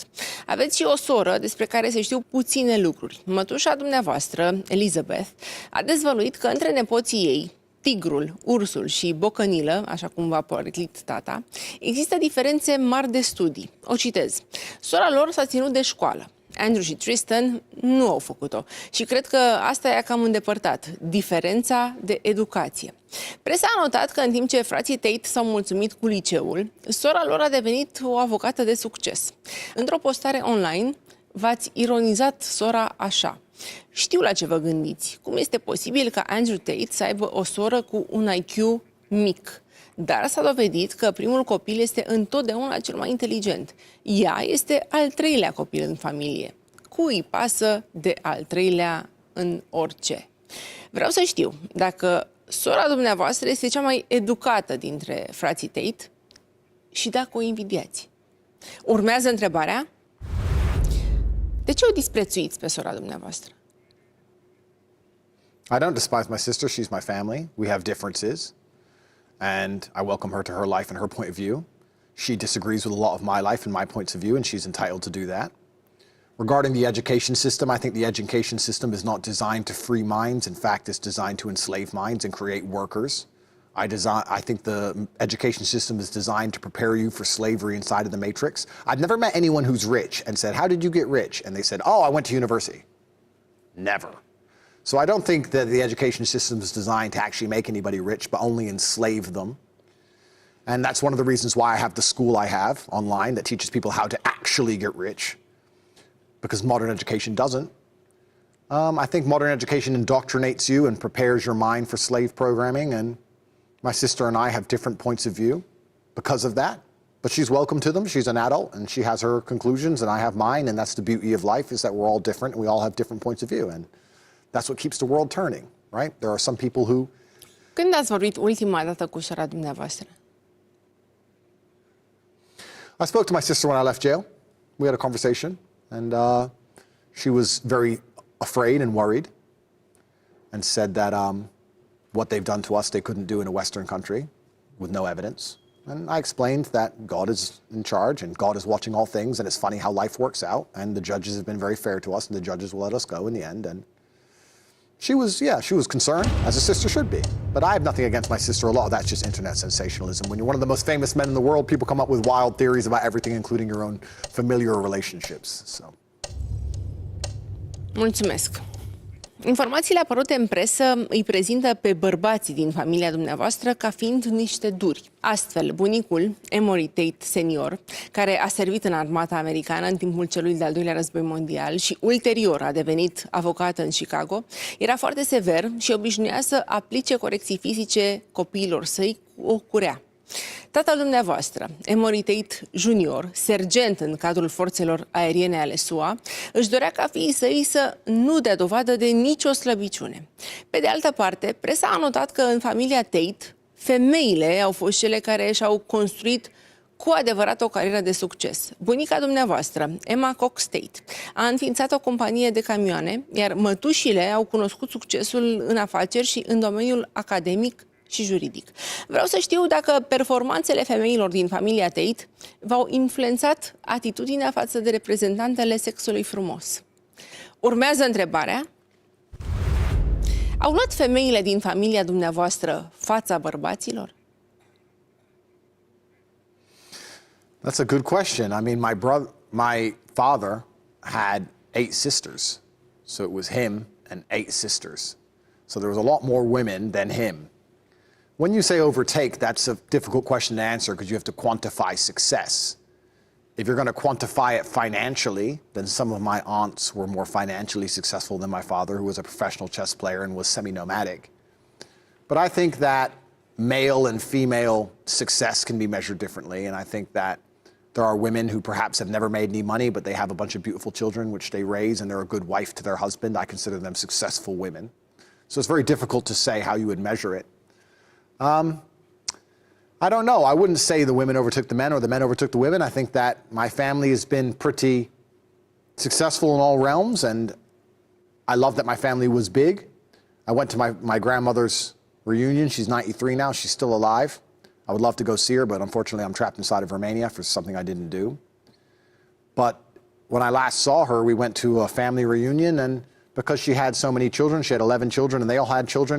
I saw nearly 80 people in one room that came from one woman, 4 generations. I thought that was incredible. I consider her exceptionally successful for that alone. So perhaps the women did. I mean, all of the women in my family had a lot of children and big, beautiful families, and I consider them successes for that, and I'm going to try and replicate that and do my very best to do the same thing. Sunt mândre femeile din familia dumneavoastră de dumneavoastră? Yeah, I don't have any negative interactions with females in my family or outside of it. I want to make that also clear to the world. BBC can print I'm a misogynist all day long because I believe that men should go to war and women should stay home. But every single woman I meet is nice to me, and I'm nice to her. I've never had a single woman approach me on the street and say anything negative ever. It's never happened. It probably never will. And the mainstream media, especially in the West, is nothing but a propaganda machine. All they do is lie and try and paint narratives. So nobody believes their narratives anymore. They've overstepped and they lied too much, and their garbage isn't flying anymore. I'm not a misogynist, and no women in my family have a problem with me. Am notat. Mulțumesc. Continuăm. Mergem cu o întrebare roșie. Atât dumneavoastră, cât și fratele dumneavoastră v-ați arătat recunoscător față de mama care a depus eforturi mari pentru a vă crește. Prin urmare, ați promis că veți avea grijă ca ei să nu îi lipsească nimic. Presa din Marea Britanie a notat însă că, în ciuda popularității și a luxului pe care l-ați afișat de-a lungul timpului în mediul online, mama dumneavoastră locuiește și acum în aceeași zonă sărăcăcioasă din Luton. Mai mult, după ce în România au început problemele noastre cu legea, jurnaliștii străini subliniau faptul că mama v-a șters din lista de prieteni de pe rețele de socializare și că ar fi declarat așa: nu sunt deloc de acord cu ce fac și spun băieții mei, eu nu i-am crescut așa. Urmează întrebarea roșie. V-a renegat mama? No, my mother loves me. I spoke to her this morning. Me and my mother are super close, and she's fully retired and lives a life of luxury because of me. She's a millionaire because of me. I think in regards to her deleting us off a social network, that didn't happen because I don't have social media. What she did is she was replying to a media article that was lying about us, saying I didn't raise my boys this way. The media article's not true.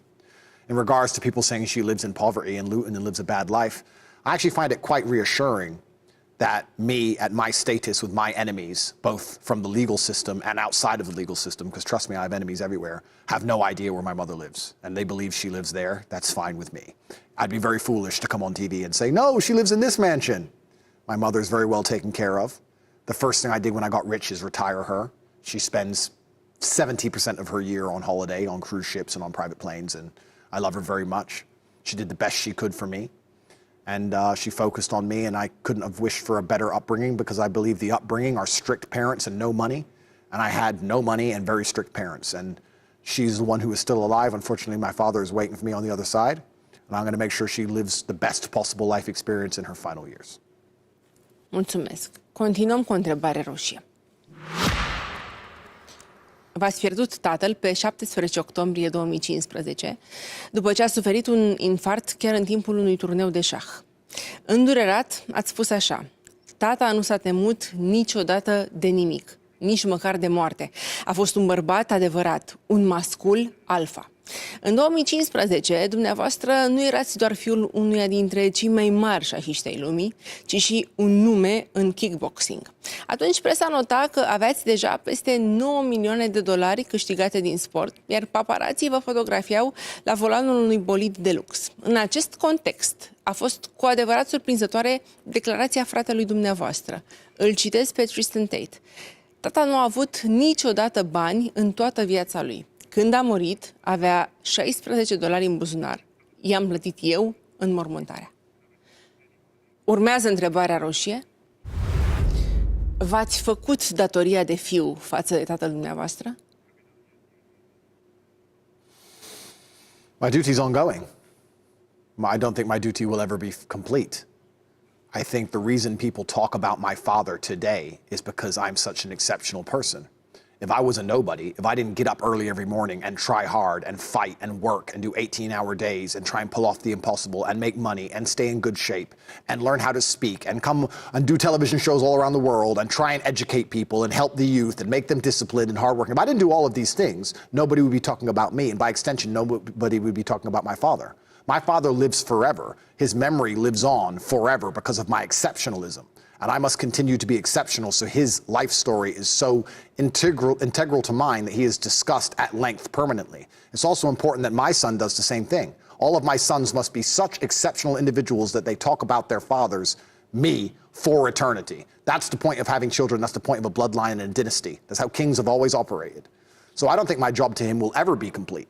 If I was just waking up feeling a little bit lazy and not feeling like going to the gym and sitting around in bed, then I would be failing my father, because then no one would talk about him or me.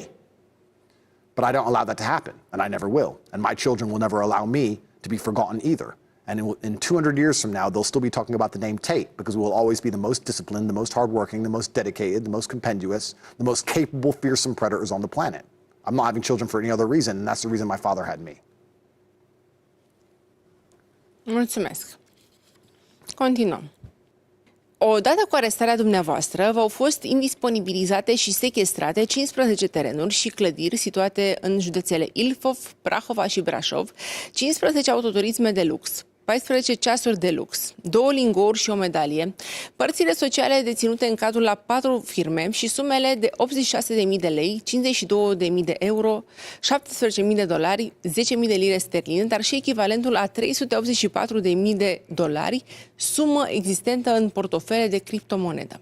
Dumneavoastră ați declarat că DI-Code v-a confiscat în total 15 milioane de euro și v-ați arătat surprins că v-au fost sechestrate toate autoturismele din garaj, deși unele erau proprietatea unor prieteni. Dacă în 2015 dumneavoastră declarați că ați fi trilionar, în 2022 jurnaliștii scriau că averea dumneavoastră s-ar ridica la 50 de milioane de dolari, știre contrazisă de fanii dumneavoastră care susțin că ați avea 300-400 de milioane de dolari. Vreau să știu la cât se ridică averea dumneavoastră. Urmează întrebarea: sunteți mai sărac decât se crede? Well, I'm not sure what's believed. But I'm on television here, and I'm within Romania, so let me be very professional with how I answer this question. I think DCOT seized around 15 million euro. Some would estimate that's only 5% of my money, and it wouldn't bother me at all. But those people would be crazy, of course. So I had 15 million and 1 euro. That was my fortune, and unfortunately, 15 million of it's left. So I have 1 euro left, which I'm trying to stretch. You know, I managed to get a taxi here. He gave it to me for free. I'm left with 1 euro. But my people eat. I live a good life. I take care of everyone I love. I think anybody with a brain who understands how money works and understands how the upper echelons of life works understands that if you're truly rich, you don't even know what you have, and it's not in your name, and it's spread out and all around the world, and it's very difficult to value certain things at certain times. Sometimes you can have 700 million, sometimes you can have 900 million, depends when you sell. But none of this concerns me, of course, because I had 15 million and 1 euro, and DCOT took 15 million away. So I have 1 euro left. That's it. Sorry, ladies.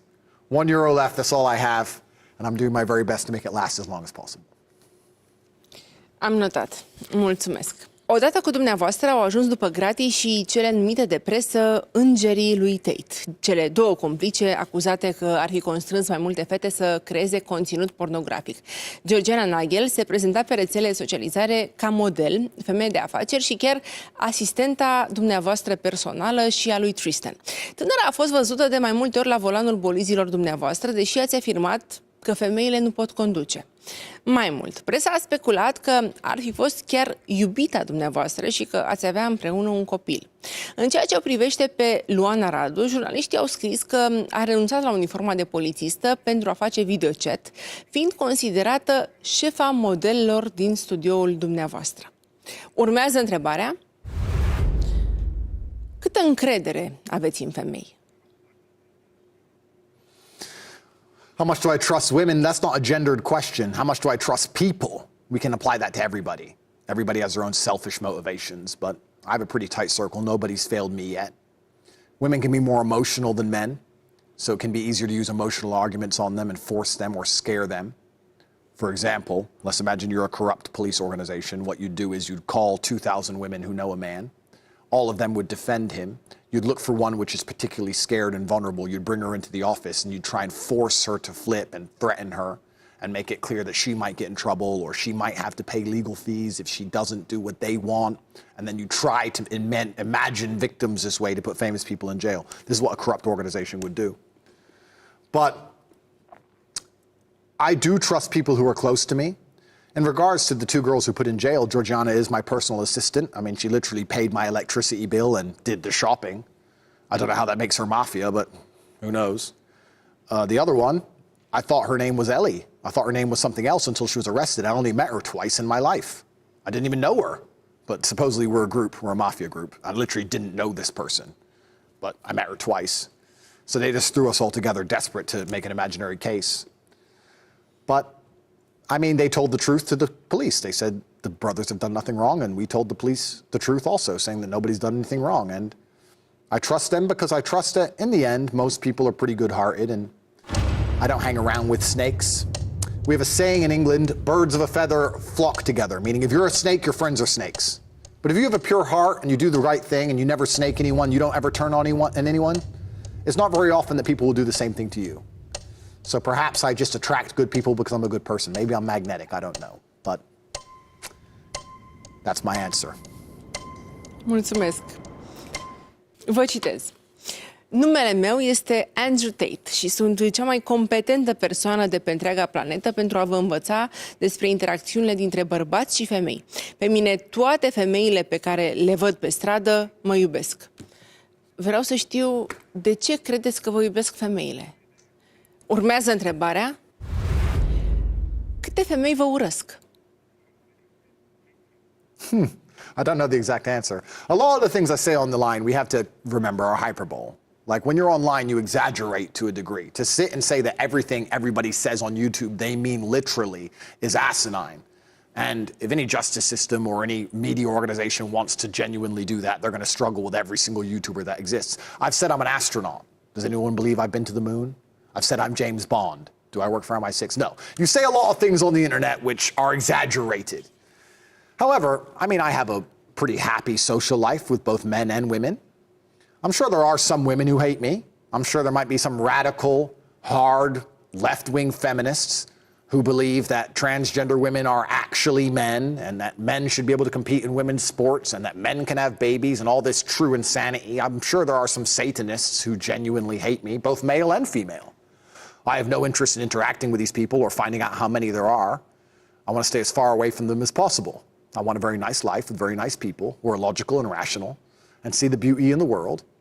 And when I meet people like that, they seem to be pretty polite to me, and I'm often pretty polite back. I've yet to have a negative interaction with anybody, male or female, on the street since the dawn of my fame ever in any country, ever. So perhaps I'm actually loved. Perhaps the media is lying. Perhaps when they come along and say, Andrew, the disgraced misogynistic influencer who believes that men should go to war and women should be protected because he's an evil person who's hated, perhaps they're lying like they lie about absolutely everything else. Perhaps everything they've ever printed is a lie. Perhaps the beginning of every war they've ever started was a lie. Perhaps the vaccine they put in our arms was a lie. Perhaps everything's a lie. Perhaps people are starting to wake up and realize that all the Matrix does is lie to enslave us. And the fact that they hate me so much and try and convince the world that I'm such a bad person is because they see me as a threat to their monopoly on information, because it is with that they purport the lies which instigate the largest injustices on the planet. Mulțumesc. Continuăm. Mergem cu o întrebare roșie. Clipurile video în care susțineați că femeile nu pot conduce mașina sau că victimele violurilor, vă citez, trebuie să poarte responsabilitatea pentru atacurile asupra lor, au fost masiv distribuite pe social media de adepții dumneavoastră și au ajuns să numere chiar și peste 12 miliarde de vizualizări. În iulie 2022, numele dumneavoastră l-a depășit în căutările Google pe cel al fostului președinte american Donald Trump sau pe cel al vedetei Kim Kardashian. Specialiștii au explicat că numărul mare al celor care empatizează cu dumneavoastră reflectă gradul de nemulțumire al bărbaților care consideră că în războiul sexelor femeile au început să piardă tot mai mult din feminitate. În ultima perioadă însă dumneavoastră nu v-ați mai arătat atât de vehement la adresa femeilor. Vreau să știu dacă ați luat în calcul că odată cu această schimbare de atitudine v-ați putea pierde din faima câștigată pe rețelele de socializare. Urmează întrebarea roșie. Mai este Andrew Tate un mascul alfa? Good question. First, let me clarify some of the things you said. One, I said women can't park. Take me to jail. I stick by it. I'm sorry. I don't think women can park very well. I've seen too many accidents. Take me to jail. Secondly, when I talked about the fact that women need to bear responsibility for rape, that is the worst possible rewording of my point ever, deliberately by the mainstream media in the West, because they are trying to vilify me because they're afraid that I am telling the truth about what's happening in the world. That is not what I said. I said that as a woman, the primary thing you should do is take care of your own personal safety to make sure that you're not put in a position where you easily could be raped. Because I was having an argument with a feminist who was saying that men shouldn't rape. And I said, I agree. Men shouldn't rape. It's heinous. It's disgusting. Men shouldn't rape. But men also shouldn't steal. But guess what? We don't live in a perfect world. And we know that sometimes people do steal. So you put your money in a bank. You don't leave it on the floor outside because someone will steal it. For the same reason why a woman should get a taxi home, not walk by herself through a dark park in the middle of the night. Not because she shouldn't be allowed to. Well, she should be allowed to walk home at night. I should be allowed to put my money on the floor. But the world's not perfect and bad things happen. And people should take responsibility for themselves. The same way I will take responsibility for my money and put it in a bank, you should take responsibility for your personal safety and make sure you're not put in a position where something easily could bad happen to you. And they took that statement, all of the 20-minute conversation, and condensed it into the fact that I said that women are responsible for their own rapes, which is garbage because that's what the MSM does, just like Donald Trump said, fake news. As for being an alpha male, that's for other people to decide. I don't have to sit long and decide whether I am or not. Depends how you clarify it, depends how you want to quantify what an alpha male is. Am I successful? Am I capable? Am I competent? Yes. Can I do whatever I want to do? Yes. Have I ever failed? Truthfully, no. I consider myself an extremely fearsome predator, but it's up to other people to come to their own conclusions. They can decide I'm something else if they decide, but I'm not too interested in anyone else's opinion but my own. So I would have to ask for more information on what an alpha male is before I could properly answer the question. Ok. Mergem mai departe. Mulțumesc.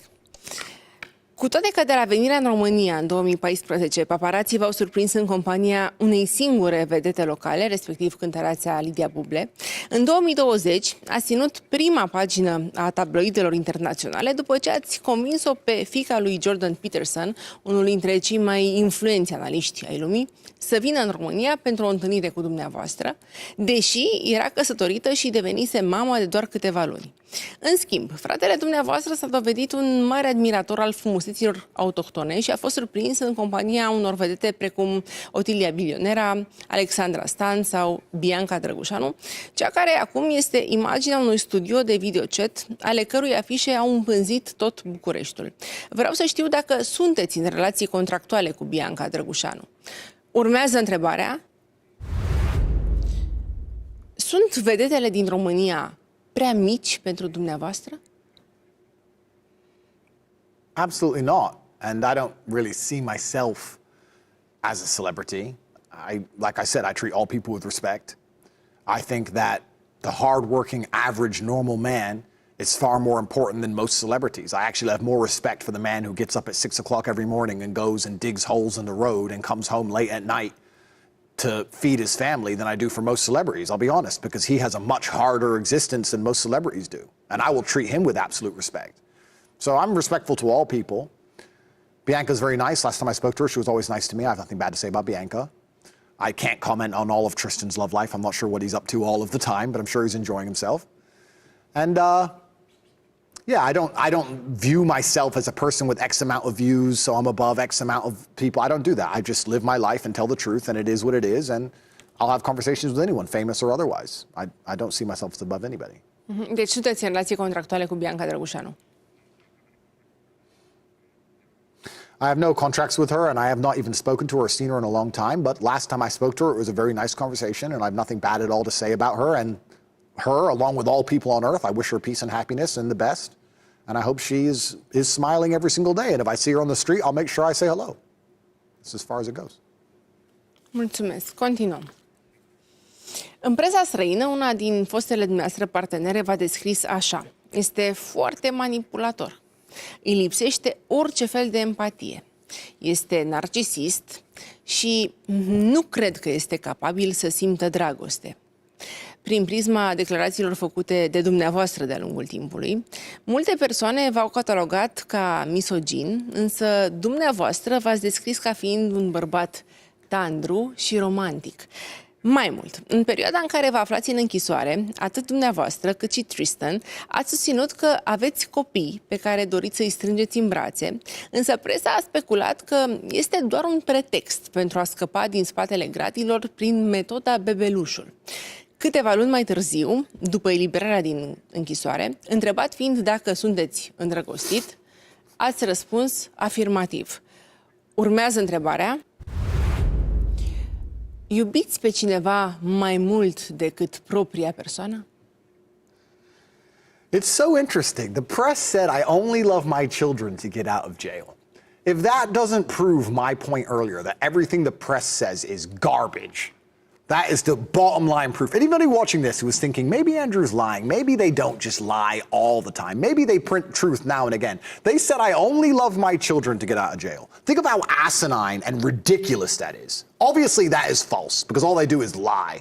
Secondly, you found, supposedly, the press supposedly found some ex-girlfriend of mine who supposedly said bad things. If this person's real, which I highly doubt she is, because the press usually just makes stuff up, we should go through Bucharest and interview 20 random men. And we should interview them, and we should interview all their ex-girlfriends. And I bet all of their ex-girlfriends probably have something bad to say about them. If we're going to start putting people in jail because men's ex-girlfriends say something bad, I think you're going to have to build much bigger jails. It's crazy. Întrebarea mea a fost simplă. Iubiți pe cineva mai mult decât propria persoană? Yes, absolutely. I love everyone more than myself. I love my children more than I love myself. I would die for my brother. I would die for my mother. I love a bunch of people more than myself. In fact, my entire life is putting people above me, putting other people's happiness above me. I believe that's what men do. Men stayed on the Titanic for the women and children. When you're a man, you're responsible for other people's physical and emotional happiness, of course. I wake up every day and work so that other people can enjoy the fruits of my labor. That's all I do. Every single person I love, in many ways, I love more than I love myself. And I think that every man who is capable is exactly the same. Mergem mai departe. V-ați născut într-o familie creștină și v-ați descris ca fiind, la rândul dumneavoastră, o persoană religioasă.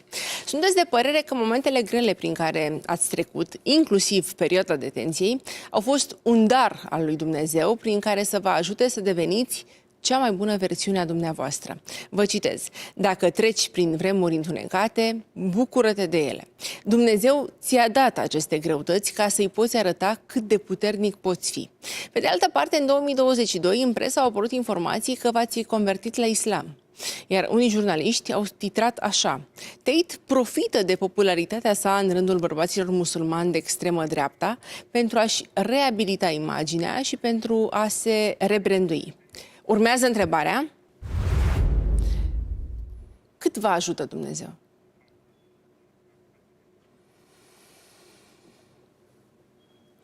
I see God in all things. I get often asked about my reversion to Islam, and people want me to compare it to Christianity or other religions, and I refuse to do that because I don't feel qualified.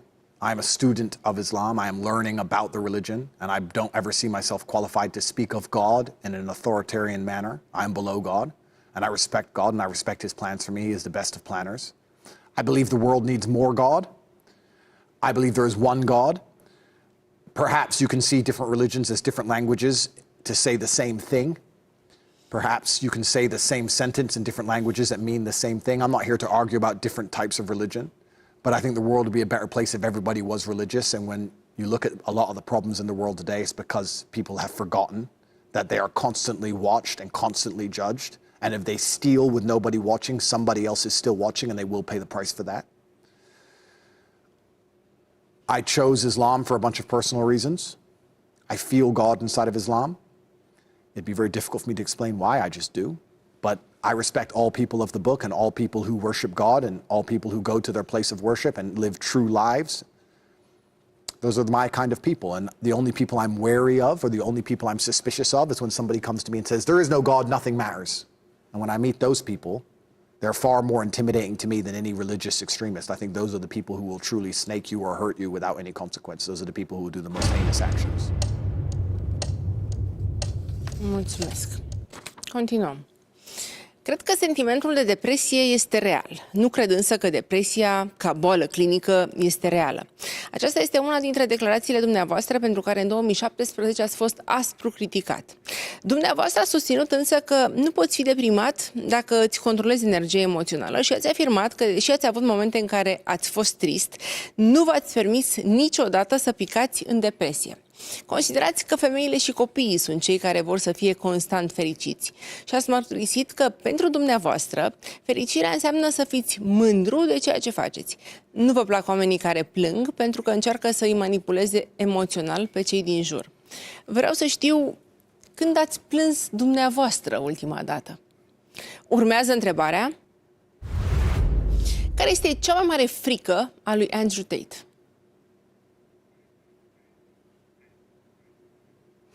Firstly, the last time I cried was when my father died, and it's not because I couldn't stop myself crying. I could have easily stopped myself, but I allowed myself to cry out of respect for him, because I believe he deserved it as a mark of respect, and I've not cried since, not because I try not to. I just genuinely don't feel the need. It's not very conducive to a solution. I'm solution and logic orientated, and I don't see the point in crying. It doesn't get much done. So that's the last time I cried. I have fears. I have things I don't like. I don't like. Cum ar fi? I don't like the ocean. I don't like the dark water. Sharks and I have this crazy agreement. If I don't go in the water, they won't come to my house. And so far it's been perfect. So I don't want to upset the sharks, because everyone says there are no sharks, but you can't really see in there. There might be. So as long as I don't want sharks to turn up on my door like Decaught, I'm going to stay out of the ocean. So I don't like the ocean. Maybe that's it. Heights. I'm not a big fan of heights, but I've been paragliding, I've been skydiving, but I'm not a big fan of it. But that's really it. Nothing else I'm truly afraid of. I'd like to give a more philosophical and deep, interesting answer. But I could give an answer regarding how I'm afraid of failing my bloodline and failing my dynasty and people forgetting the name Tate because I wasn't exceptional enough. And I could probably talk for hours about that. But truthfully, I don't live in fear. I don't think that fear can be a powerful motivator, and fear can certainly make you strong sometimes when you take it and you feel nervous and you put it in the correct direction. I felt nervous before every fight, and it made me react quicker. So I think fear can be useful. But in general, I don't live in fear, because I have absolute faith in God, and I tell the truth, and I believe that He's the best of planners, and everything is planned out exactly how it's supposed to be, and that the bad people will face justice and the good people will walk free. So I live with a pure heart, and I'm happy. I don't have time for fear, except for sharks. Mulțumesc. Mergem cu ultima întrebare și va fi o întrebare roșie. În videoclipurile postate pe rețelele socializare, ați afirmat că vă întâlniți cu fete de 18-19 ani pentru că puteți lăsa o amprentă asupra lor. După ce în 2014 v-au fost aduse în Marea Britanie acuzații de viol, pentru care nu au fost însă furnizate suficiente probe, multe dintre fostele dumneavoastră iubite au povestit că dacă în discuțiile online vă arătați tandru și atent și chiar vă operați să le cumpărați bilete de avion pentru a veni în România, odată ajunse aici, le agresați nu doar verbal, ci și fizic, mai ales în momentele de intimitate. De-a lungul timpului, dumneavoastră v-a plăcut să vă prezentați cu poreclele de King Cobra sau Cobra Tate, cobra regală fiind cel mai mare șarpe veninos din lume. Urmează întrebarea roșie. Cât de periculos este Cobra Tate? First things first, let me clarify that initial sentence. I was talking on a Western dating show, and we were discussing how when a woman truly loves a man, she adopts a lot of her man's worldviews. If a woman truly loves a man, she might like the same interests he likes, or the same songs he likes, or the same political party he likes. It's pretty common and normal inside of relationships. When I was discussing it, another guy across from me on the panel says, well, I just married my wife, and she doesn't like any of my things. And I said, well, probably because she had 10 men she loved before, and she's tired of it, and she's been through a bunch of love and hate and breakups, and now she doesn't want to adhere to any of your worldviews. That's what I answered. And he said, well, how would I avoid her having men before me? And then we talked about how men who get with younger women, she's less likely to have relationships, et cetera, et cetera. It was a long conversation. That's the first thing I want to clarify there.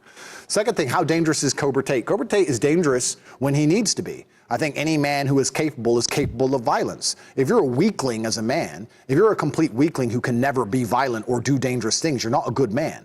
Instead, you're just a coward and a weakling. You have to have the capability to be violent, the capability to do bad things and decide not to. There is a time and a place for all things in this world, including violence. There's a time and a place for a big, strong man to come along and be violent to protect somebody. So I'm extremely dangerous if I decide to be. However, I have absolute mental control, and I understand when it's applicable and when it isn't. And I think any good man possesses that capability. When a weak man says violence is wrong, who cares about your opinion? Because you don't have the capability to be violent. It doesn't matter what you think. You can't do it even if you need to. Someone could break into your house and assault your mother. You couldn't be violent. So who cares what you think? All good men are dangerous. We just decide to not be dangerous unless we have to be dangerous. So how dangerous am I? Absolutely, I'm a very, very dangerous person. Dați-mi un exemplu de momentul în care ați fost cel mai periculos de până acum.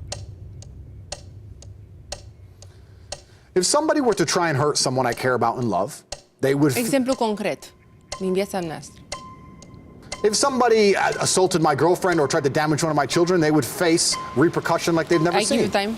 They would face a repercussion like they'd never seen and could not expect. And I absolutely would be a formidable opponent in all realms. Of course I would protect my family. Absolutely. Sună a amenințare. Eu vreau să știu ce ați făcut concret, apropo de cât de periculos ați fost până acum. I don't want to talk about things I have done in the past for reasons, but I am capable of doing what needs to be done to protect the people I care about, and I think all good men are. Fără limite? Sometimes life is limitless, unfortunately, yes. Mulțumesc.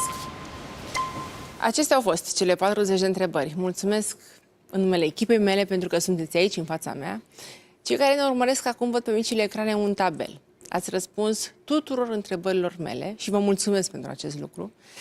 Ne-au mai rămas la dispoziție 7 minute. Dacă sunt chestiuni ce v-ați fi dorit să vă întreb și eu nu am făcut-o, dacă sunt lucruri din biografia dumneavoastră ce mi-au scăpat, sau dacă sunt pur și simplu chestiuni pe care vreți să le menționați, desigur nu vom folosi toate minutele rămase, dar este momentul nostru de dialog, după care va urma evaluarea mea. Vă ascult. Yeah, I guess I just want to say, I think there's a lot of confusion from people about why I chose Romania. They don't understand why a rich foreigner would choose Romania instead of Monaco or Dubai or the places they normally move. And I think not a lot of Romanians actually appreciate how beautiful their country is. You have a country which is safe on the streets. There's God on every corner. You can see churches everywhere. You have amazing nature. You have beautiful food. You have kind-hearted people. In general, women can walk around at night without danger. Children are out playing without danger. I mean, it's not a perfect country, of course, and it has its problems like all countries do, but I think all in all, it's a truly beautiful society, and I'm 0% Romanian in any regard. I just came here to visit a long time ago, and I liked it, and I fell in love with the place, and I decided to make a life here. And Romania does suffer from a terrible international reputation. Most people outside of Romania who've never been here don't understand how beautiful and safe it is, and I've tried very hard for a long time to make people understand that it's actually a great place. And I feel like I've been a massive beacon for the country for a very long time because everyone was so intrigued why I chose to live here. And I think the country is improving. I mean, I've been here 7 years, and in the 7 years I've been here, I've seen a lot change. And I guess all in all, I just want to say that I do love this country. I think it's a fantastic place to live a life, and I'm not going to leave. I'm not going to leave because a corrupt prosecutor is trying to make himself famous. I will not leave Romania ever. And I want to stay. Nici dacă v-ați dori să plecați, nu aveți cum momentan. Urmează evaluarea mea. Not now, but even when I can leave, I have no intention of leaving. I want to stay here and live a life here, and I hope Romania's reputation is repaired despite this person's corrupt actions. Urmează evaluarea mea. Să știți că am făcut multe interviuri la viața mea, de cele mai multe ori cu oameni puternici, cunoscuți, de foarte multe ori cu oameni controversați. Nimeni niciodată, niciun domn, să vă numesc domn, pe care l-am avut în fața ochilor mei, nu a vorbit în termeni atât de înălțători despre propria persoană ca dumneavoastră. Mi-ați spus așa în repetate rânduri. Excepțional, profesionist, magnetic. Ei bine, așa o să încep și o evaluare. Excepțional, profesionist, magnetic, toate aceste chestiuni țin de o extraordinară abilitate în oratorie. Și nu doar atât, o extraordinară capacitate de lobby. De aici toate chestiunile pe care le-ați auzit despre dumneavoastră, cum că ați fi manipulator.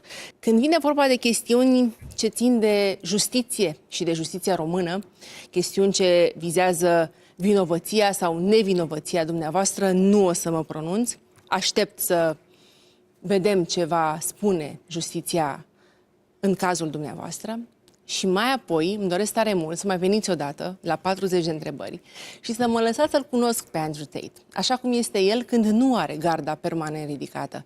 Pe toată durata emisiunii ați fost în gardă. În cazul dumneavoastră, vă înțeleg. Alături de mine au fost telespectatorii mei și împart această evaluare a mea cu cei care ne-au urmărit. Dau dreptul și posibilitatea fiecăruia să creadă despre Andrew Tate ceea ce simte că este corect și autentic. Mulțumesc mult pentru că sunteți aici la 40 de întrebări. A fost un interviu interesant. Thank you very much. Thank you. Mult succes! Thank you. Dragi telespectatori, am ajuns la finalul emisiunii 40 de întrebări. Săptămâna viitoare vom fi din nou în fața dumneavoastră cu un nou invitat și cu noi întrebări. Mulțumesc pentru atenție. La revedere!